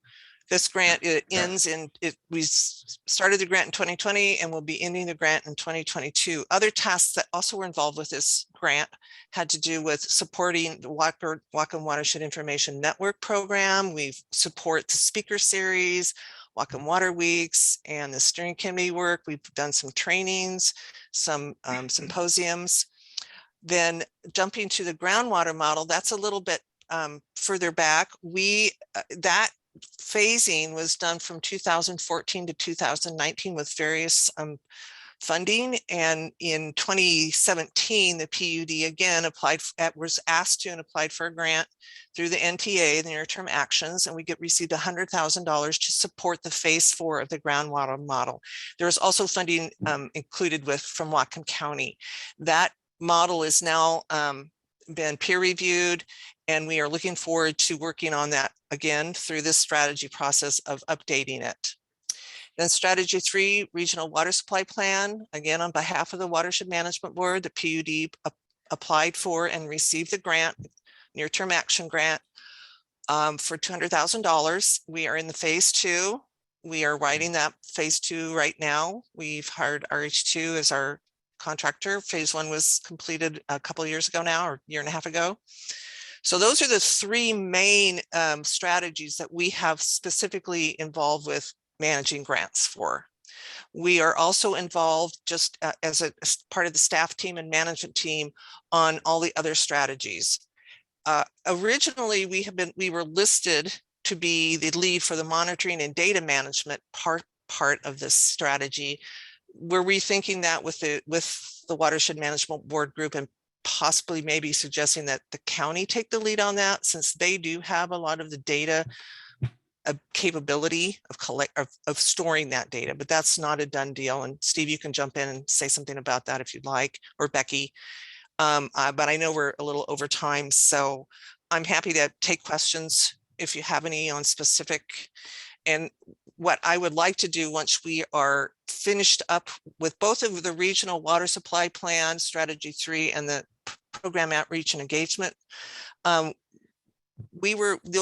of those will wrap up at the end of this year, and we could come back and then provide a really nice presentation just specifically to those 2, if you'd like.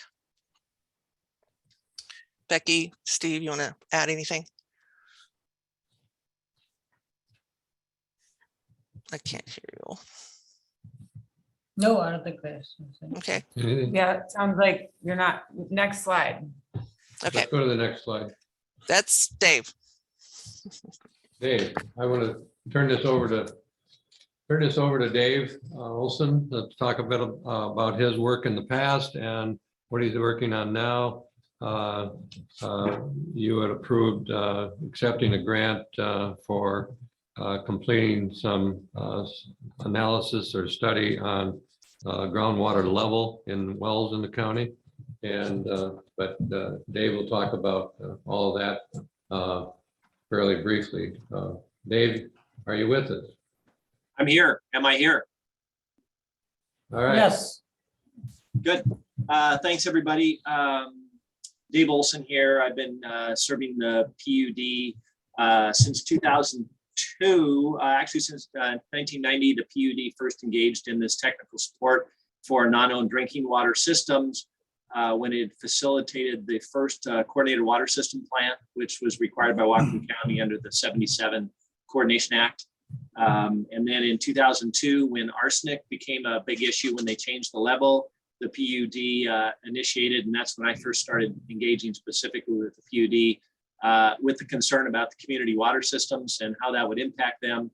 And over the years, that continued to grow. And so in your strategic plan, goal 4, strategy 4.2, you have continued to supply new and expanding technical support services to local water supply community. And you've been doing that since 1990 in many ways. And so I was told not to be boring. So here we go. Just a refresher, there's 415 independent public water systems in Whatcom County, and public would mean systems that are more than 2 connections, generally speaking. And so you have 181 of the Group A, which are regulated and overseen by the Office of Drinking Water at the state level. You have the 234 Group B systems, which are operate under the Washington Administrative Code, but they're worked with locally. And so next slide, please, Rebecca. So here is just a quick overview of all the water systems in Whatcom County, and the dark blue ones simply recognize the cities and the water districts, generally speaking. And all of the light blue ones would be all the non-government systems, which you often hear about as a particular caucus. And so looking at the blue ones, those represent that take 20 out of them. So there's 380 to 390 systems out there. And I don't believe any of those systems in blue, we have any that are currently, they're all less than 1,000 connections in Whatcom County that are in light blue. And so that falls under the Washington Administrative Code as small systems. And the outline that you see is the critical water supply service area that was designated by Whatcom County. And it's also recognized in the CWS or in the PUD's water system plan as the area that you have the authority, or you've designated and recognized your authority to serve. water in your general water system plan. Next slide, please, Rebecca. So the light blue is Group A and Group B. The light blue is Group A and Group B non-government systems. Yeah. Okay, next slide. So since 2010, and actually it was, I would say 2009, the PUD has facilitated and provided technical support for non-owned water systems. So that would include some water districts from time to time, wherever there was need. And so there have been 16 major projects that I've been involved with since 2009 that we've had roughly $2.7 million in outside grants and loans. That's non-PUD related money that you've facilitated. And then we have roughly $65,000 in PUD funded administration and professional services.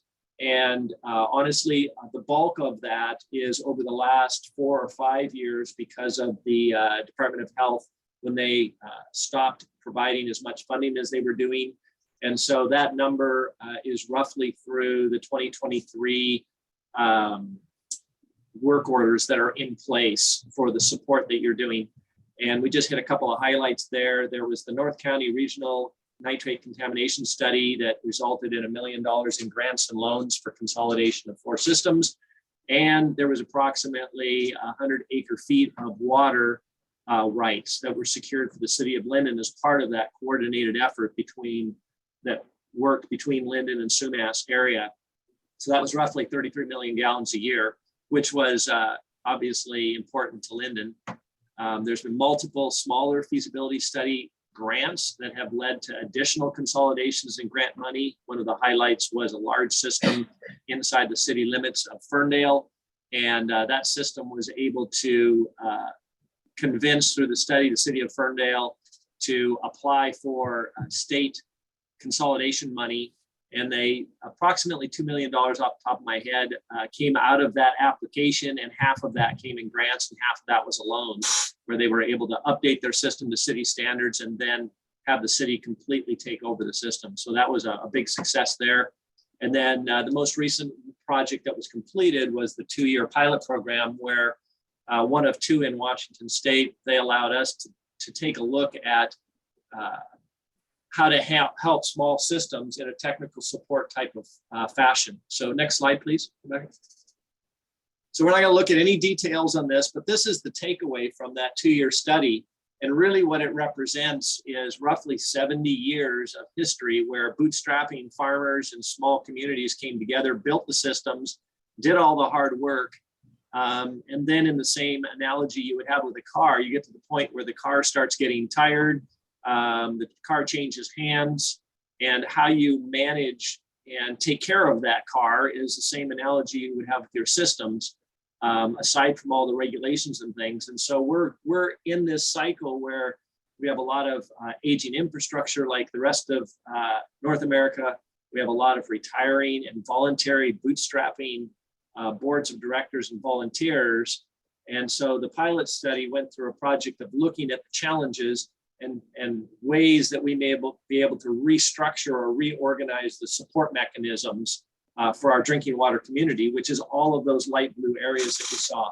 And so some of those systems are really heading, down an unfortunate path and ultimately could end up in receivership, although it's very rare where the county becomes responsible as the purveyor of last resort. That may not, ultimately the cost of that falls back on those water systems, but because of this vacuum that you have between the founders and people buying into homes in a community, but not understanding the responsibility of operating a water system, that void is when we talk about technical support. And you can see some of them pick up the slack and become more sustainable. Others just continue to survive. And then others continue to drop off. And that's more often the smaller you get with a system, you don't have the economies of scale. So next slide, please. So some of the highlights of the technical support that the PUD has continued with is ongoing response to calls. And I think one of the phrases, I don't know if it was Steve that used it or Derek Pell, but we talked about the PUD and commissioners too, where the PUD is staying engaged and they're looking for opportunities to lean in. And so all of those previous items we just talked about, that's exactly what the PUD's been doing, staying aware. And I've had the opportunity to play a role in that. And so we're focused on long-term sustainability support, being available for at-risk systems. And we have anticipating our supply issues, which are impacted by climate change, drought, water rights, adjudication awareness, and those types of things are really pressing issues. So to wrap up here, there are 2 pending feasibility study grant applications, which will evaluate and bring information back to the commissioners on the potential for consolidation of Double L and Fairfield mobile home parks, which are adjacent to the Grandview Northgate system. Your water system plan did some preliminary analysis on this. They took them into the service area, which set the stage. Otherwise, you couldn't go forward. And so this would be the next step. And so we expect to submit those grants. In fact, they're ready to be submitted this week for applications. And we expect to hear from about those in the next 60 days. And hopefully we'll come before the commissioners to accept those 100% grant feasibility studies. And then the final item, which has been really fun with my last 3 non-boring slides, where you approved a grant, which was to look at small water systems that have at-risk wells because of being shallow in nature. And so we're just wrapping that up, the mechanical part of that, and finishing up the report in July. And so just want to show you a couple of highlights of that. Next slide, please. So here's a map of a portion of Whatcom County, and the blue dots represent those wells on small Group A water systems that are shallow in unconfined aquifers. I suspect it's very obvious there when you see the Nooksack River going through there. They're not directly connected continuity to those, but they are impacted reasonably over time. And so when we're looking at well depths and well levels, when you have drought situations on these shallow wells, they're at risk. And so this is a real-time map, obviously not here in the slide, that the PUD has direct access to. And the idea is to make this data available to anybody who wants it, and particularly Whatcom County and the groundwater modeling people.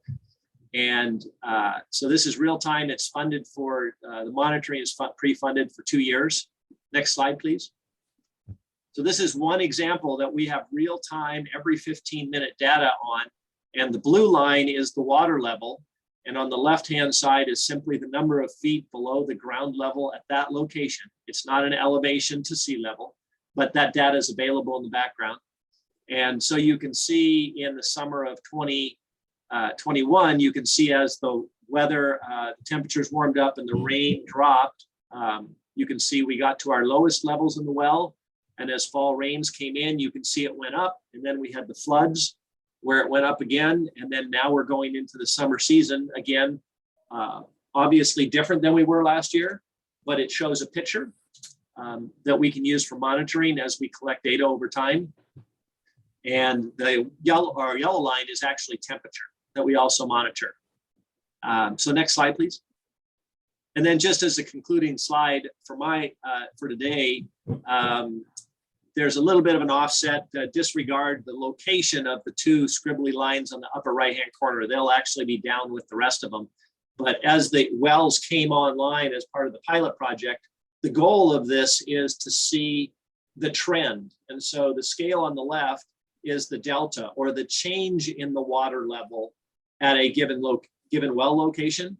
And you can see they're all relatively shallow wells, and the changes are relatively consistent, but you can see how the overall trend from mid-year for the ones that were online, or sorry, let's say March, April, May, you can see that we're trending down over time in all of the wells. And so you could see where in groundwater modeling or other items, if you had an elevation reference and you have the locations of these, you could see relationships to what's going on in what I refer to as the big bathtub that we're all drawing water out of. And it's not sophisticated like the groundwater model, but the intent of this study was, by the Department of Health, was to help small systems identify, if they're at risk, what's going on under the ground for their wells, which provide, in many cases, their sole source of water. And that is just my last slide, keeping you up to date.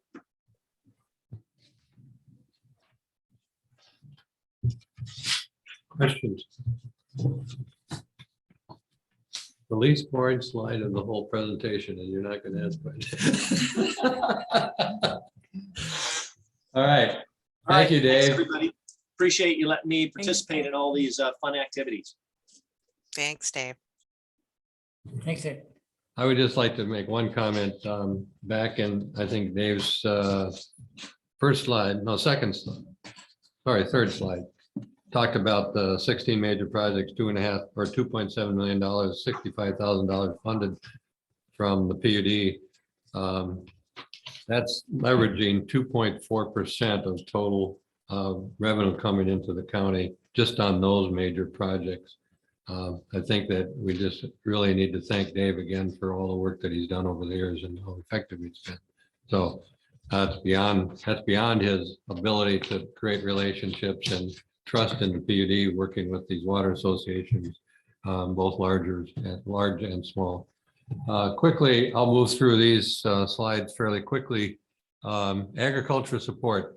You know, we list here all these different potential projects: pipeline, storage, intertie, direct sale, moving water rights. We've completed a couple of major pipeline studies going back several years. We looked at moving water from Plant 2 up to the border in Bertrand area over to the city of Linden. It would also then serve agricultural needs along the line. A couple years ago, we got involved with the South Linden WID. They are definitely in need of water supply for both agriculture and for offsetting the use of water that they now supply out of some of their water associations in the South Linden WID for agricultural purposes. Looked at building a pipeline from Plant 2 over to south and east of Linden. Those projects, you know, I think there's an example that Commissioner Murphy brought up before about studies that sit on the table or on somebody's bookshelf. You have to have, in order that you don't spend much money coming from the revenue from our current customer base to do this, you have to leverage the needs that you hear from folks like the Watershed Improvement District South Linden to try to determine what is a potential solution. You get to a point where you're asking them to contribute. In the case of the pipeline studies, we actually had 30% paid by the city of Linden, 30% by Bertrand Watershed Improvement District, and 30% by the PUD.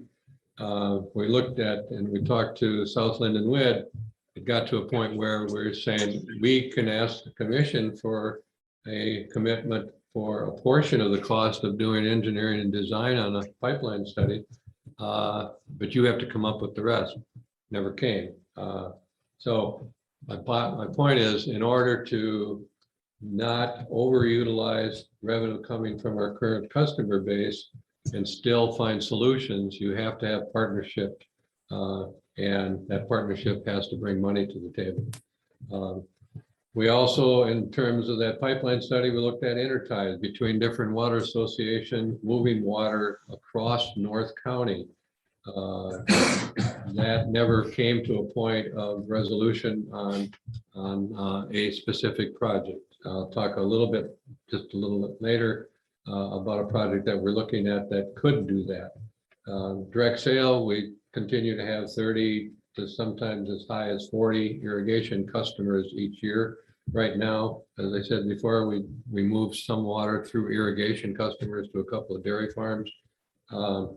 That's the most that we're able to do right now. For several years, we looked at trying to move some of our water rights that we have for diversion here at Plant 1 and Plant 2 upriver. Never been successful because of pushback by both the tribes and by Department of Ecology. In 2019, we created or completed the drought resiliency plan. The idea there was to develop a plan within the Bureau of Land Management that would open us up as a county for additional grant funds. The plan was successful in terms of completion, recognized by Bureau of Land Management as the only county in the state of Washington that had its own drought contingency plan. Moving beyond that, though, we need to get back and bring back the Drought Contingency Plan Committee to help start identifying and finding projects that we can then go back to Bureau of Land Management and apply for grants for. That's the missing key right now in terms of working with Bureau of Land Management. We think that there are going to be some opportunities through Bureau of Land Management and what they call the Water Smart program to look at funding for projects like storage and even pipelines. So we've got to get customers that are willing to step up and join us in that work. So next slide, please. I'm going to be quick on this. I see Dan Isis is on the call today, but we've been talking. Dan has led this effort for years and working and developing along with the city of Blaine new deep aquifer wells located south and east of the city of Blaine, and has been very successful in determining quantity and quality of water that would be available from those new groundwater wells. The depth of those wells go below what has been identified as the interaction between groundwater and the Nooksack River. So that could be a source of water supply for an area, not only for Blaine and Birch Bay, but all across North County. And so we've been having discussions about the idea of forming a multi-groups, starting out with Birch Bay Water and Sewer District, PUD, City of Blaine, possibly Drayton Witt, and the City of Linden, and looking at forming this utility that could provide water from both the PUD's diversions, surface water, as well as those groundwater wells, and serving an area that would start out at basically Slater Road, wrapping up to the border, going east to just west of Sumas, down on the east side, and pick up City of Linden, and looking at opportunities to move water from those two sources in combination to serve both water utility or water associations, but also serve irrigation and to serve water into streams for stream flow. I just say that even though this work started by Dan years ago, we're not yet there, and we're just starting now to have some discussion with City of Linden. So Let me ask you, when it comes to Bertrand. Yeah. Is that a Whatcom County issue, or is that a British Columbia, Canada issue of withholding water that comes from down across the border? Well, And to other streams too. We have quite a few streams or sources of water that comes from BC. in terms of water quantity coming across the border, that's a BC issue. There's significant development in the Bertrand flow area. The majority, the slight majority of the surface water flow into the Bertrand flow district is in Canada. And there's a lot of development that's occurring up there. And there's times of the year where the flow across the border, if you would, into Whatcom County in Bertrand Creek is almost zero. Now, of course, that depends upon, climate conditions, but yes. So that, in terms of water quantity, the problem that Bertrand faces is that a number of farmers in Whatcom County get their irrigation rights to take water out of the creek. So years ago, there was a negotiation going on between Bertrand and Department of Ecology to try to settle to reach a settlement with the tribes on water rights within Bertrand. And it was, that was one of the key issues that stymied the continuation of those negotiations, because it was determined that if all the surface water rights were taken off of Bertrand within the United States, there still wouldn't be sufficient water supply for stream habitat for salmon. So that's part of the discussion about this concept, is moving water across North County and possibly intertying with water associations, trading water supply that now some of these water associations are getting from their groundwater wells, moving that water into their association for potable purposes, and then taking their water rights and moving it into streams for habitat and stream flow. And then, of course, all of a sudden we get adjudication, and it's like, so. Next slide.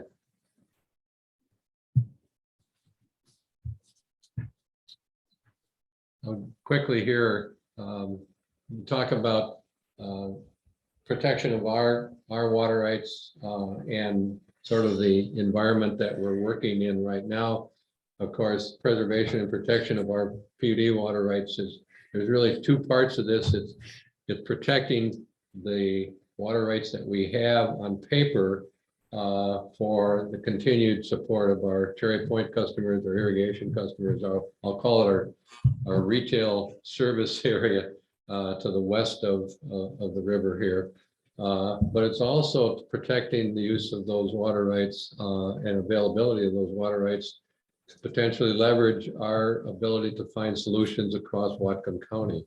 I've always said this, that if we lose a big portion of those water rights to adjudication, we lose our opportunity as being one of the two key players, us and the city of Bellingham, in finding resolution to water quantity across the county. Of course, now we've stepped into this pre-adjudication, and this is different than the one case that we've seen in the state of Washington, the Yakima case, that took 40+ years to finally resolve. And I believe it's now finally, the last case challenge was settled. Why don't you throw in how much money that cost? You know, I don't think you'll ever be able to determine that because so much up until about the last 10 years, it was just legal. And then a group of the stakeholders and main players in the Yakima Basin got together and said, let's figure out what we're going to do when the water rights are confirmed, and figure out where we can move water around. So there was a lot of money spent there. I will say this, though, that once that integrated, the Yakima integration plan was completed, there was a lot of federal money flowing. The Department of Ecology has set up its own Yakima Basin integration office to manage and funnel dollars through that. So, but yes, you're right. I mean, and that was just surface water. The Whatcom County adjudication is going to be groundwater included. Our folks at Department of Ecology keep saying, oh, 10 years, this is going to be done. No way. No, it's not. And 20 will be. yeah.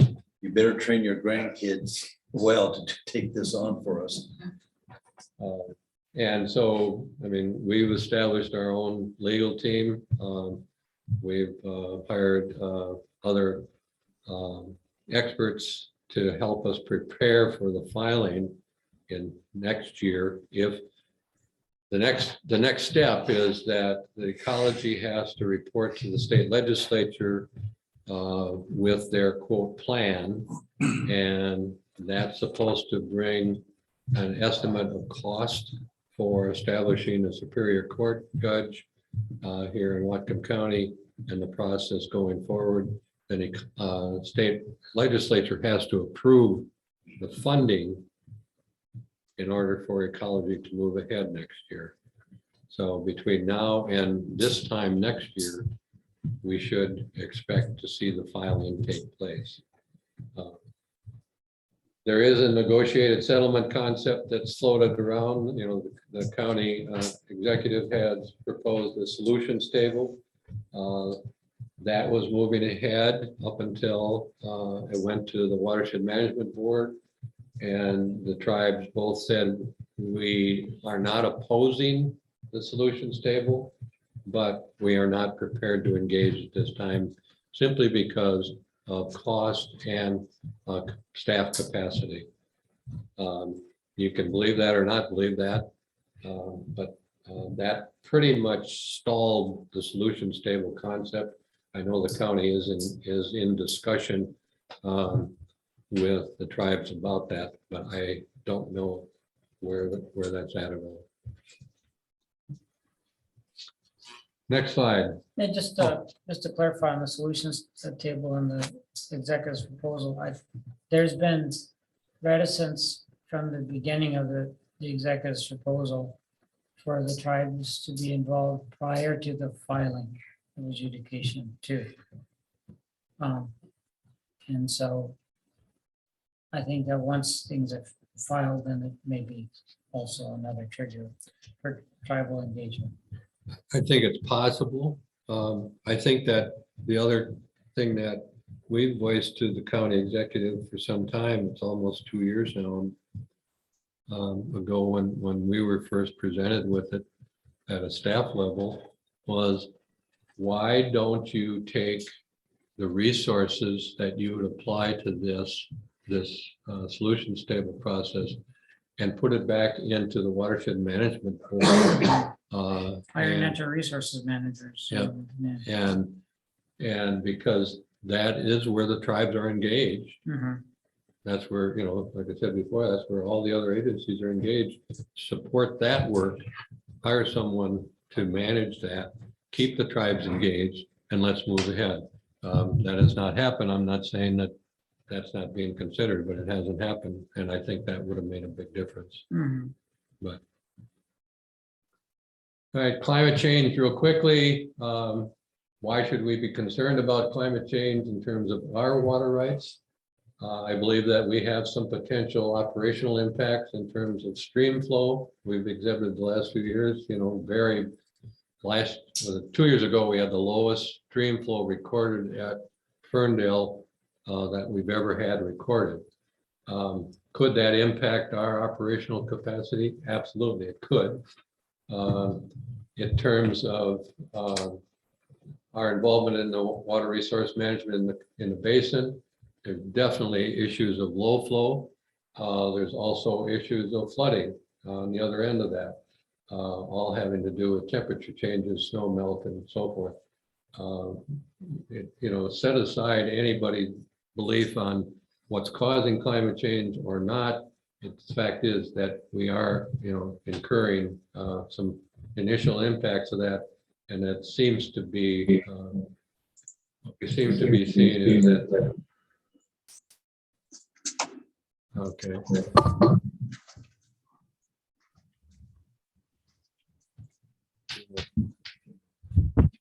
Maybe it might be all right. Might be all right, Brian. I can hear you. Can you hear me? I can hear you. Yeah. I'm just going to continue here. Dave, you might want to mute yourself too. There might have just been some feedback. Go ahead, Steve. Okay. We are seeing low flows. We are seeing flooding. We see potential sea level rise to impact tidal influence. Will that ever impact our diversion at Ferndale?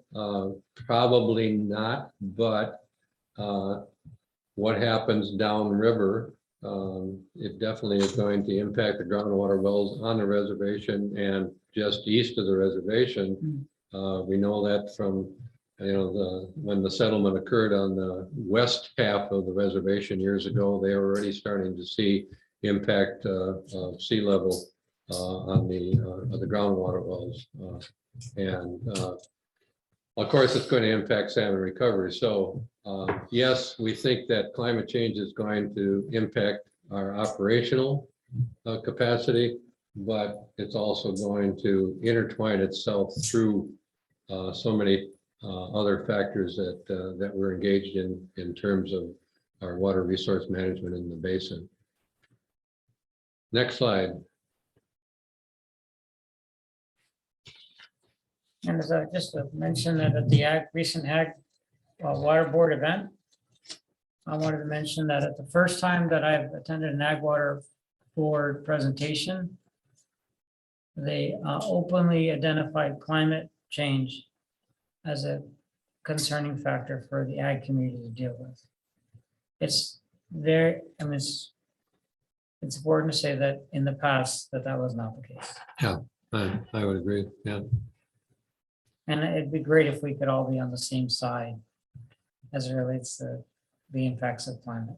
It would be wonderful because it's hurting all of us. So, and it's actually a de-escalation, a depoliticizing of a problem that's an environmental challenge. And it's beneficial for us all to be on the same side of that issue. I agree. I think that if we can focus on what our objectives are across the entire basin and identify it as water supply and water quality, whether it's in stream or out of stream, that brings us back to what we are trying to accomplish on the Watershed Management Board is what are we trying to do? And if we can all work on reaching that goal 1 or goal 2, that's different than saying, you know, you don't get yours until I get mine. So I thought sort of the next steps was that we would engage in trying to provide a quarterly report to you on these specific activities, or adjudication negotiations, of course, the work that we are engaged in and at the Watershed Management Board, the completion of the Regional Water Supply Plan and the outreach grant, Dave's work, and just another thing on the Water Association work is it's not just Dave's work, but we've had some discussion with the county executive and the director of natural resources at the county, Gary Stoika, about whether or not the PUD would be willing to engage with the county in establishing a process where as the county potentially reaches a request or a notification of the systems failing, that the PUD would be willing to work with, not take them on necessarily, but work with the county in establishing a protocol on how we can help. It was interesting. I was looking back at a report that I had come upon from Kitsap County from I think 98 or 1999, something like that, where they entered into an agreement between the PUD and Kitsap County, where Kitsap PUD would take on systems and work with the county in being the water resource planner for Kitsap County. In that file, I found a resolution that our Whatcom County Council passed in 1992, asking us to do that and establish policies and protocol to do that. So we're starting to have some discussion between Chris and the county executive and myself and other staff of the county. Thurston PUD does that as well. Yes, Thurston is, if you look at Kitsap, Thurston, and Skagit, probably the leaders in doing that. Yeah, Skagit, much easier. I shouldn't say it that way, but their process has been pretty simple because of them, where they're getting the water. They're serving, such a large part of Skagit.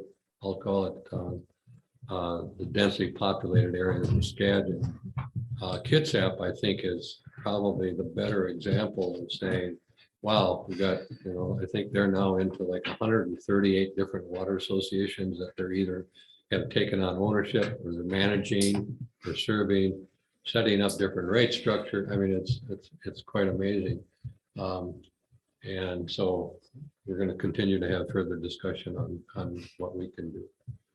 Climate change, of course, that, and then as we start moving through the next several months, we think that we'll be able to identify some potential grants and then tie that to different projects that we may be asked to take on, or that we can identify where we won't have to use any of our existing current customer revenue base to provide assistance to either water associations or to agriculture to complete. So. Last slide. And look at that, all the puzzles came together. Thank you, Steve and Rebecca and Dave and Becky. I Fellow apologize. commissioners, are we good to move on to the next? Do you have some questions? No, 5-minute break. 5-minute break, okay. Yeah, the presentation was a little longer Yeah. than we expected, so let's do a 5-minute break and then we will be doing the broadband program update immediately after the break. So 10:25. Yeah. Great. I need You to okay? caffeine up for whatever reason. I'm way more tired than Oh, I Like,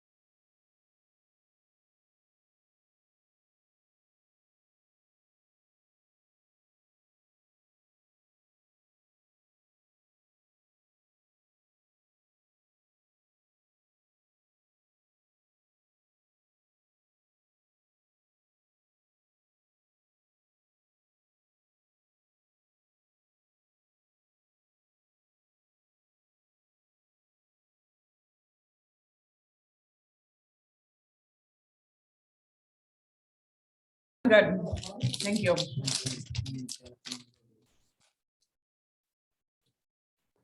Okay, we're about to get started. Here we go. Here's our third commissioner. So thanks for everyone's patience, and we're gonna get started here again under old business. And the first item is the broadband program update, and I'll let Andrew kick that off. Okay, thanks. Good morning. Morning. Be brief. I have 3 items mainly to talk about today. One is an update on the state NOFO or notice of funding opportunity. At the last meeting, the 14th, we had mentioned that the state was intending to release their NOFO that day. So we were all really excited to see that. And what we've learned is that it's not out yet, and it's going to be possibly maybe another 2 weeks to a month out before that NOFO actually drops, which is the state funding that we've been talking about fairly often over the last few months. That's the 20 million plus projects, fiber to the premise. So we're just waiting for that to come out. We're kind of just all kind of in this waiting game, but we're ready to go. We have our polygon identified. We're working with local ISPs now who want to partner, and the county has verbally agreed to provide us with the matching dollars of up to $4 million. So we have a ready to go project when that NOFO drops. A lot more in the weed details, but And is that 20 million for Whatcom County that we would be applying for? yes. Okay, And it would all be fiber to the premise. great. So just a waiting game now. We'll get some additional financials from the consultants that we've talked about to true up our own internal costs. But if the port decides to go with the IRU model, the private partner will present their own construction costs anyway. So we're in good shape. Switching gears to the county, they're very passionate about supporting Point Roberts with the wireless distribution method or technique. And so they've asked us to help them with an RFP, not get involved with management or owning anything or being any further involved whatsoever, but they have asked us to help them support with an RFP so that they can get going. So Chris and I are working on that now. How do we feel about management? Right now, we have no intention to pursue wireless or operate a wireless distribution network. But And it's not part of the Port PUD strategic direction. correct, It's not, yeah. It's fiber. correct. Yeah. Yeah, I was just curious. I mean, it's there's a wired portion of it, so isn't there, or is it all wireless? The executive's office is interested in a wireless distribution network throughout all of Point Roberts, possibly 5G. So we can help with, like I said, just putting together a simple RFP, and they'll be on their way. I thought it was partially wireless, but no, it's all wireless. I mean, they're going to need some sort of wire to get to their, Towers, yeah. And, you could build distribution off but of that'll that. probably come off the Canadian system, I assume. Why does the county need our help? Why don't they just do it on their own? It's a good question. I think, I know Chris and the county executive had a conversation, and we reiterated our joint steering committee goals and Mhm. kind of what we want to do, which is fiber only. But we did offer the capacity to help just at the beginning, and Okay. then the county would take it from there. Okay. I mean, I had a quick conversation with the county executive and just reminded him that I think, fiber to the home is considered a future-proof technology. I 100% agree with that. Wireless 5G is not considered future-proof. I think even with some of these federal grants, like NTIA, they're prioritizing fiber for that reason. And so, and I think technically with bandwidth increasing, I have some concerns about whether it makes sense from a technical perspective. So, I think we should continue to have most of our resources focused on our current plan, which is fiber to the premise. Yep, I agree.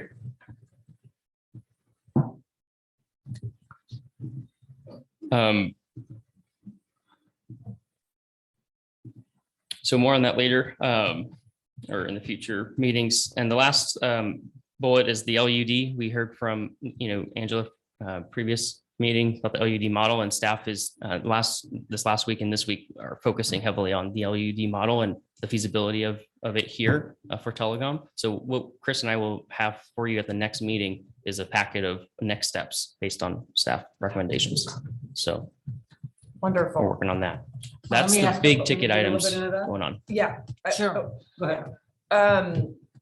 Well, I just wanted to say with the LUD model, I'm really happy that we're pursuing next steps and that we'll be able to see that at the next meeting.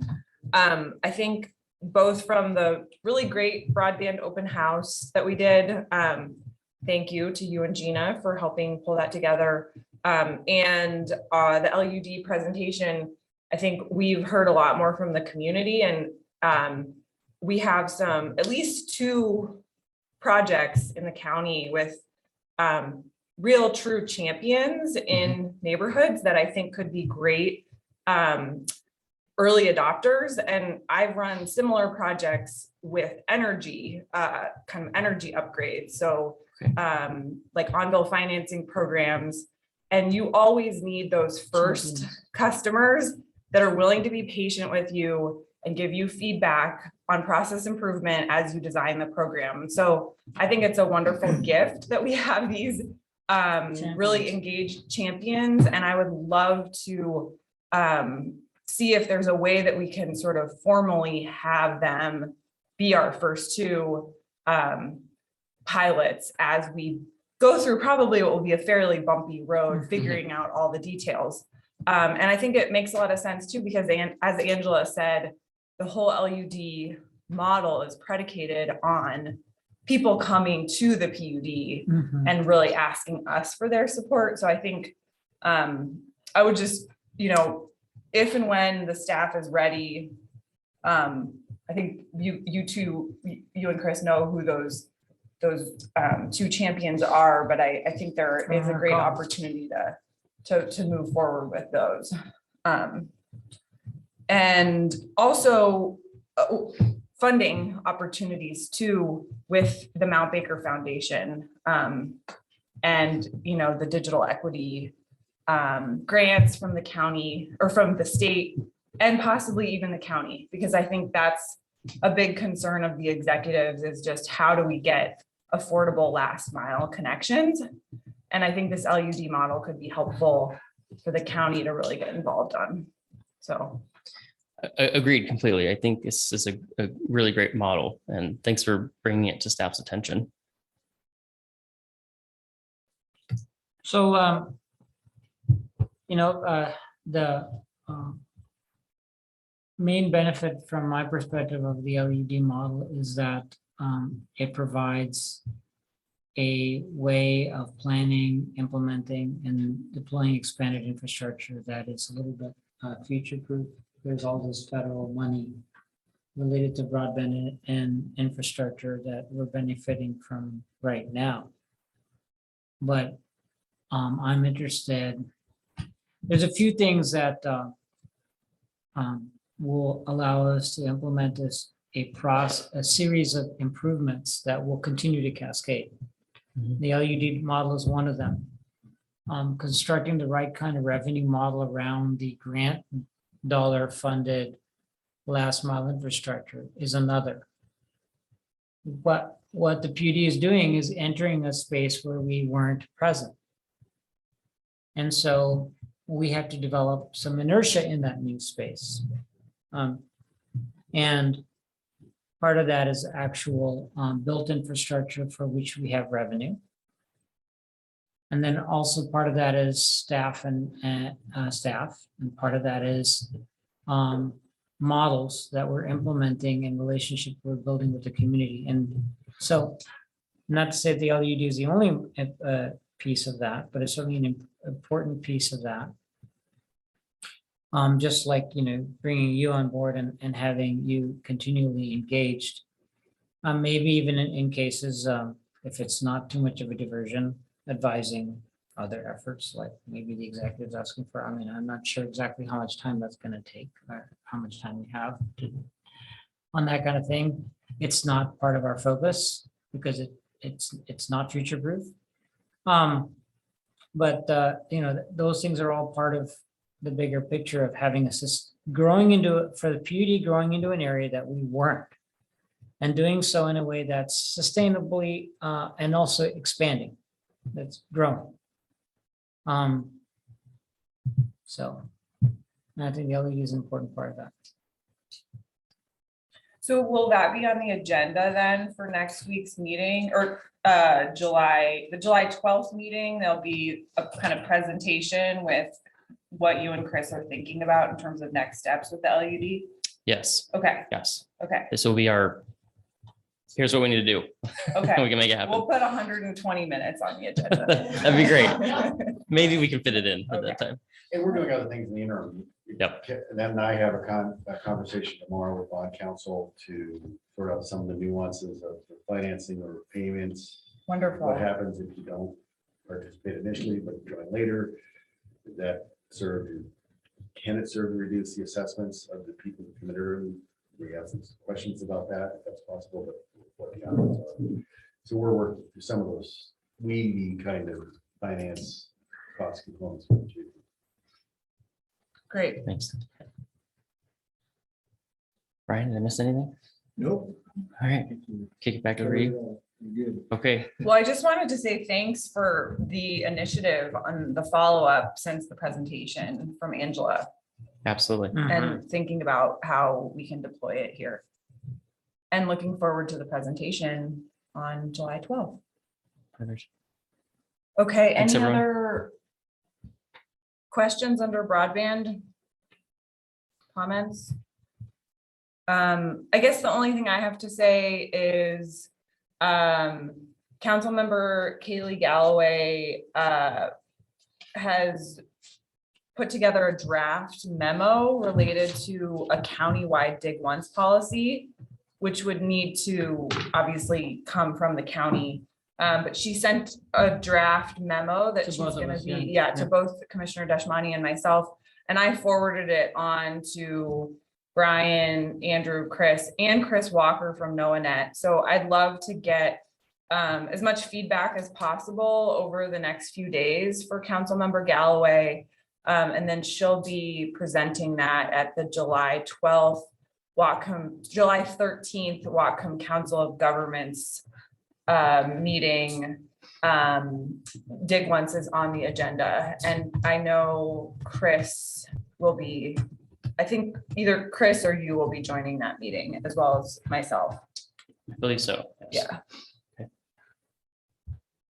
And Councilmember Galloway and I are also talking to Senator Lovelet tomorrow to see if she has any feedback on it, as well as some other items related to broadband and the legislative session.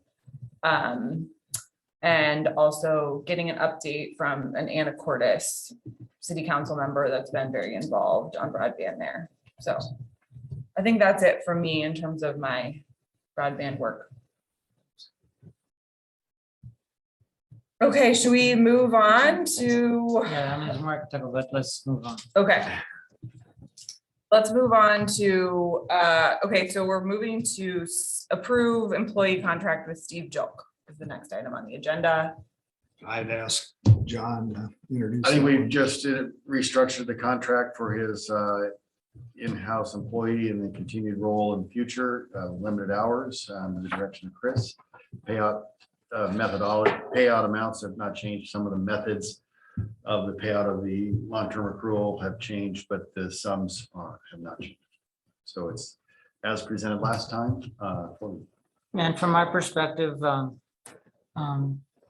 fact that Chris and Steve have hashed out something that works for the district and Steve is the diligence that I need.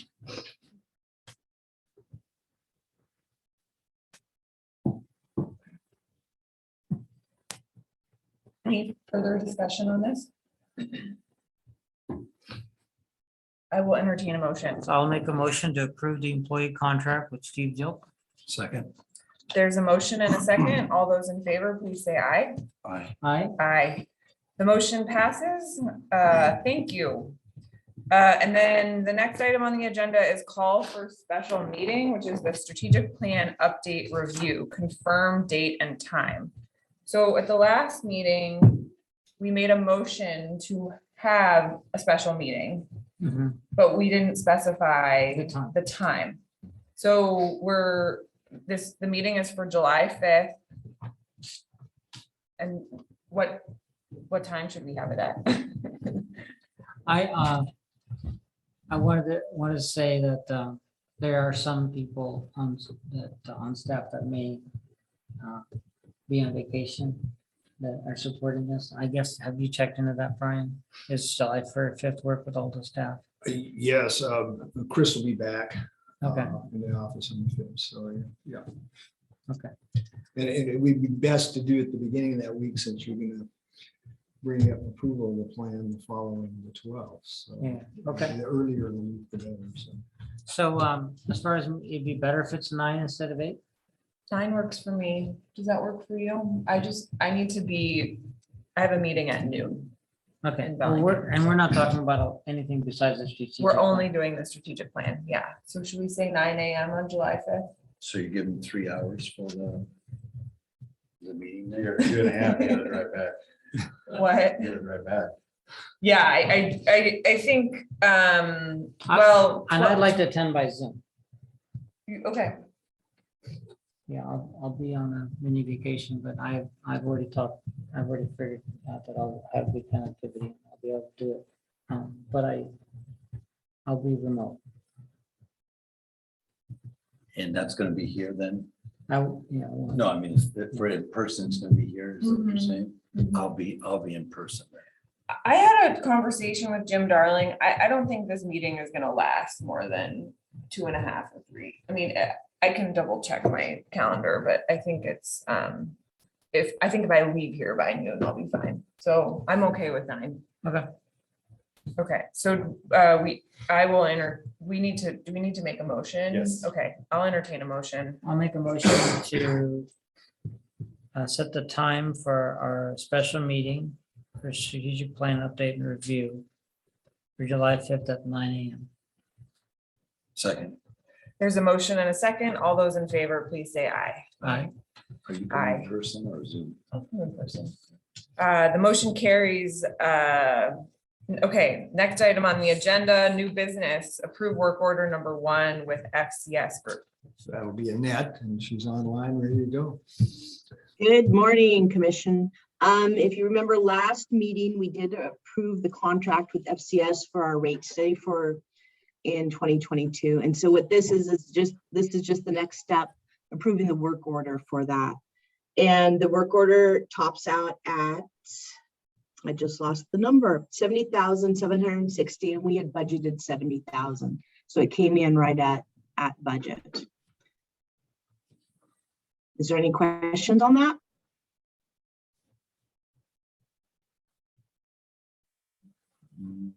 I can't think of anything in that for me. All right. I'll entertain a motion if we don't have any questions. I'll make a motion to approve work order number 1 with FCS Group. Second, There's a motion and a second. All those in favor, please say aye. Aye. aye. Aye. The motion carries. Thank you. Thanks, Thank you. Annette. Okay, next item is the general manager report, which will be Brian Walters today. This will be brief. Commissioners, I have a couple of items, but they can be put off until the next regular scheduled meeting. And for the sake of time, I'll save it for them.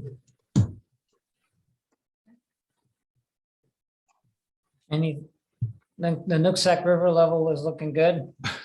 Next sector. Looking good. It was chocolate milk there for a while, so water treatment was an issue. We use a lot of chemicals. So, The turbidity is down now. turbidity has come back down. Not to say it will go back up again, but right now it's down. Yeah, I've got a local swimming hole. And I have, that's my rough monitor of turbidity. So, Okay, moving on to commissioner reports. Commissioner Murphy or Deshmani, who wants to go first? I have no report to make, except I apologize for not making the last meeting, but due to my wife's health, I could not attend, so I appreciate your understanding. Yeah. Yeah, and obviously, everybody's best wishes to you and your family. Thank you. I don't have a lot to report either, under commissioner reports. I wanted to say that we do have more work to do as it relates to understanding. So because we're newly entering the space of broadband, there's a lot of low-hanging fruit. And I think the approach we're taking is attacking those low-hanging fruit. But at the same time, it occurs to me, and for maybe, you know, I remember talking about LEDs 2 years ago, and now I'm thinking 2 years ahead. And what I'm thinking about is that we have to have a way to better understand what the needs of the community are, and how to segment the needs of the community. There are, and when we're talking about people who are completely unserved, it's easy to set that as a priority, and I understand that and I support that. But as I've talked about several times, there's a huge number of people that are underserved or poorly served. And it's better for staff and the electeds at the PUD to not be guessing where the next priorities are. So I think we need to think now about preparing the understanding and the knowledge that's necessary to support the next stage of action for the PUD. And along those lines, I'm doing my own work and thinking and how for us to pursue those things. But right now, we don't have a good handle on what the needs are in the underserved community or poorly served community. So I just wanted to share that, and it's something that I've had conversations with people in the community about, and I don't want it to be anecdotal. I want it to be a systematic improvement in our understanding of what the community's needs are about broadband. That's all I want to say.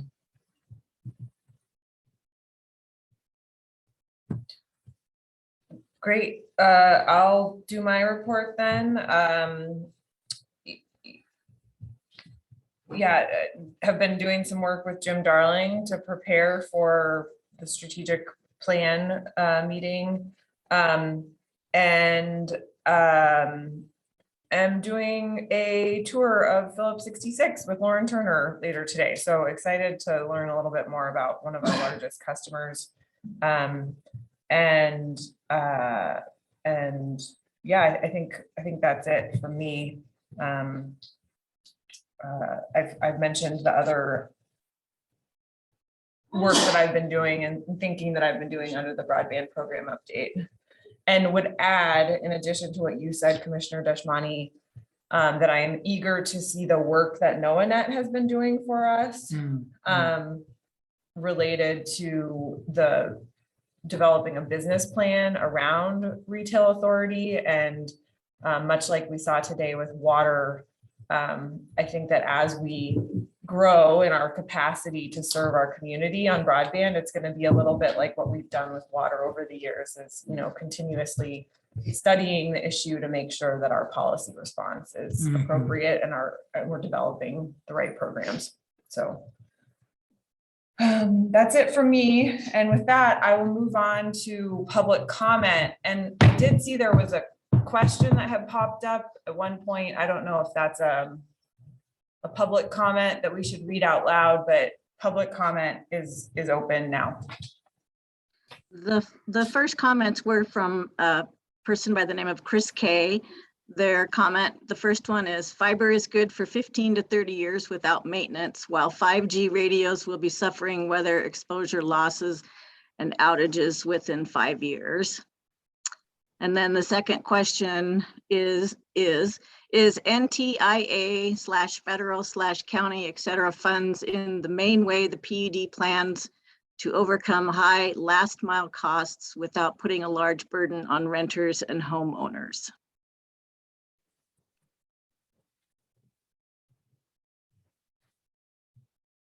Could we ask the person who made that question to clarify? Was that from Chris K? Yes.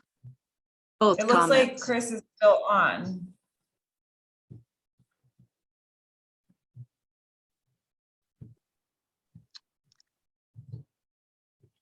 Jamie Douglas also would like to make a comment. Great. Okay, great.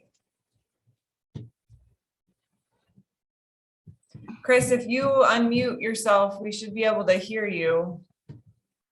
We can see your name now under the panelists. Thank you. Yeah, hi, Chris Kyler here. The question is mainly for, I guess, more relevant for homes that are further from, in more rural areas, and maybe they have a quarter-mile or a half-mile run to bring fiber out to the premises. That's a very expensive installation cost. So, you can have the homeowner pay for that if they're willing, or but that I feel like would reduce the adoption of the network and the coverage. So is the hope that the funds available from the NTIA and the matching funds from the county and these federal grants and all that going to largely subsidize the rollout of the fiber to the premises, and or will more of that cost be put on homeowners and renters? Andrew, are you still on? I'm here. Can you hear me? Yeah, would you like to take a stab at answering this question? Sure. Just to clarify, we're in a support role to the Port of Bellingham. So the grants that we're talking about, the applicant would be the Port of Bellingham. And yes, the idea is the funding is for infrastructure, fiber to the premise.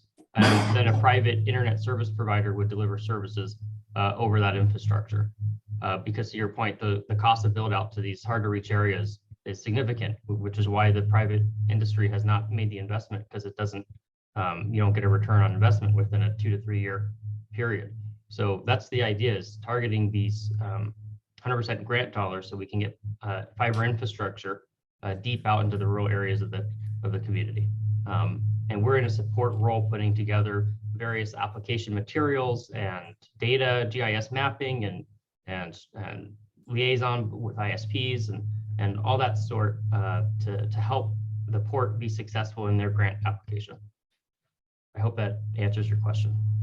Yeah, that's a great answer. Thanks. I did have a quick follow-up, if that's okay. When you say fiber to the premises, do you mean to a vault outside the home, and then that private ISP would be the one bringing it like from that vault into the home, or is it going to go all the way into the home? We stop at the side of the house. Okay, thanks. Appreciate the information and all the hard work that everyone's putting in. That's what I'm saying. Okay, and then Jamie Douglas also had a hand up. Jamie, we can see you. Can we hear you? Hello? Yep, hello, we can hear you now. can you hear me now? Yep, coming in loud and clear. Okay, great. So my name's Jamie Douglas, and my family owns a home over on McGee Road where my son Dan and his family live. And I wanted to thank the commissioners and staff for the open house that they put on, and particularly for bringing Angela in to give a presentation about what Kitsap County is doing. My son Dan, the Don and Donna Starr and the other neighbors on McGee Road are very excited about the prospect of being able to get broadband and move forward. I've been advocating for affordable, publicly owned broadband optic fiber network here in Whatcom County since I moved up here in 2010. I also really strongly believe in the importance of a public-private partnership I think that the telecom companies play an important role in providing expertise and contracting to help build out in some of the areas, and particularly to be ISPs and provide services. And it represents an opportunity for the public agencies and the private sectors to do each what they do best. I wanted to point out from my own perspective, a lot of times when people are talking about the LUD model, they focus mostly on the financial structure that's involved with that. I think one of the more important items of that structure is that it provides a way of executing a divide and conquer strategy to implement a network that is community driven, where neighborhoods can actually identify and express their support. And so it allows the creation of a network which has a community support, and like I say, allows you to take a huge problem like providing broadband to Whatcom County and attack it in a divide and conquer strategy. I'm really excited about the prospect of being able to help this effort. I wanted to just stress that my whole effort and motivation here is to be helpful in this process. I fully recognize that I am not an elected official and I'm not a member of staff. I'm a community member who's volunteering here. And I want to make sure that I stay within that role and actually help move things forward. And so I hope that I'll be able here in the future to engage with the PUD and the staff to advance this effort. And I want to make sure to do everything I can to help. If at any time I don't seem to be helpful, I would appreciate hearing from people, and because I would want to make sure to correct that. Because I'm not really invested in a particular solution. I want to listen to other people and really take a pragmatic approach to get her done, as they like to say. And so I thank again the commissioners and the staff for all they've done, particularly with all their engagement with the Port of Bellingham, the county, the city of Bellingham, and other municipalities to create this kind of coalition and engaging with the public to actually make progress. Thank you very much. Thank you, Jamie. The next hand up is Eric Alm. And Eric, look, I think you're unmuted. Can you say something?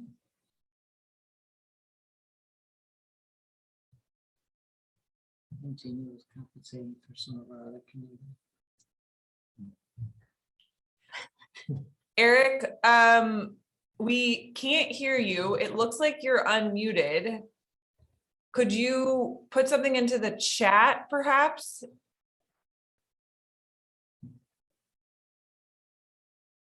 Oh, okay. Can we look in the chat, Mike or Ann? Looks like something new just came in. He's typing right now. Yeah, I don't know why we can't hear you, Eric. Sorry about that.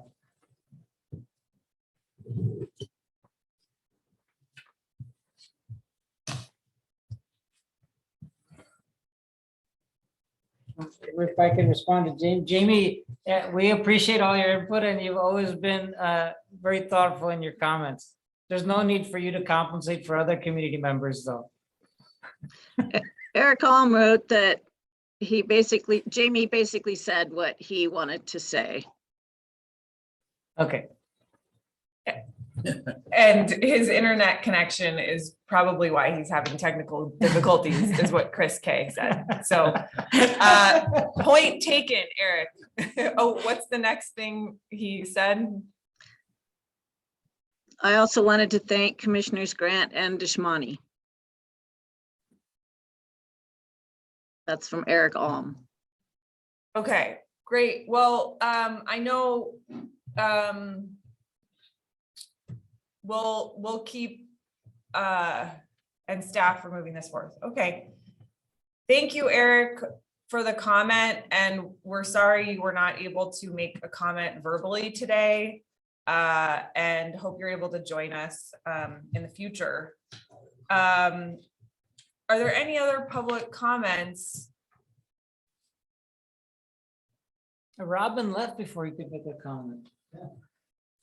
It doesn't look like Would you anyone else to online. Make a comment on Robin's behalf? You know what he was gonna say, so. Well, you don't know, okay. Okay.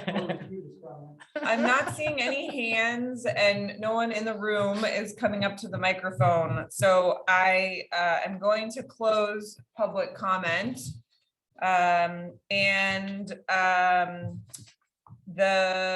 there anything else for the good of the order today? Okay, thank you all for joining the Whatcom PUD Commission meeting. The meeting is closed. Thank you. Thanks for running a tight ship.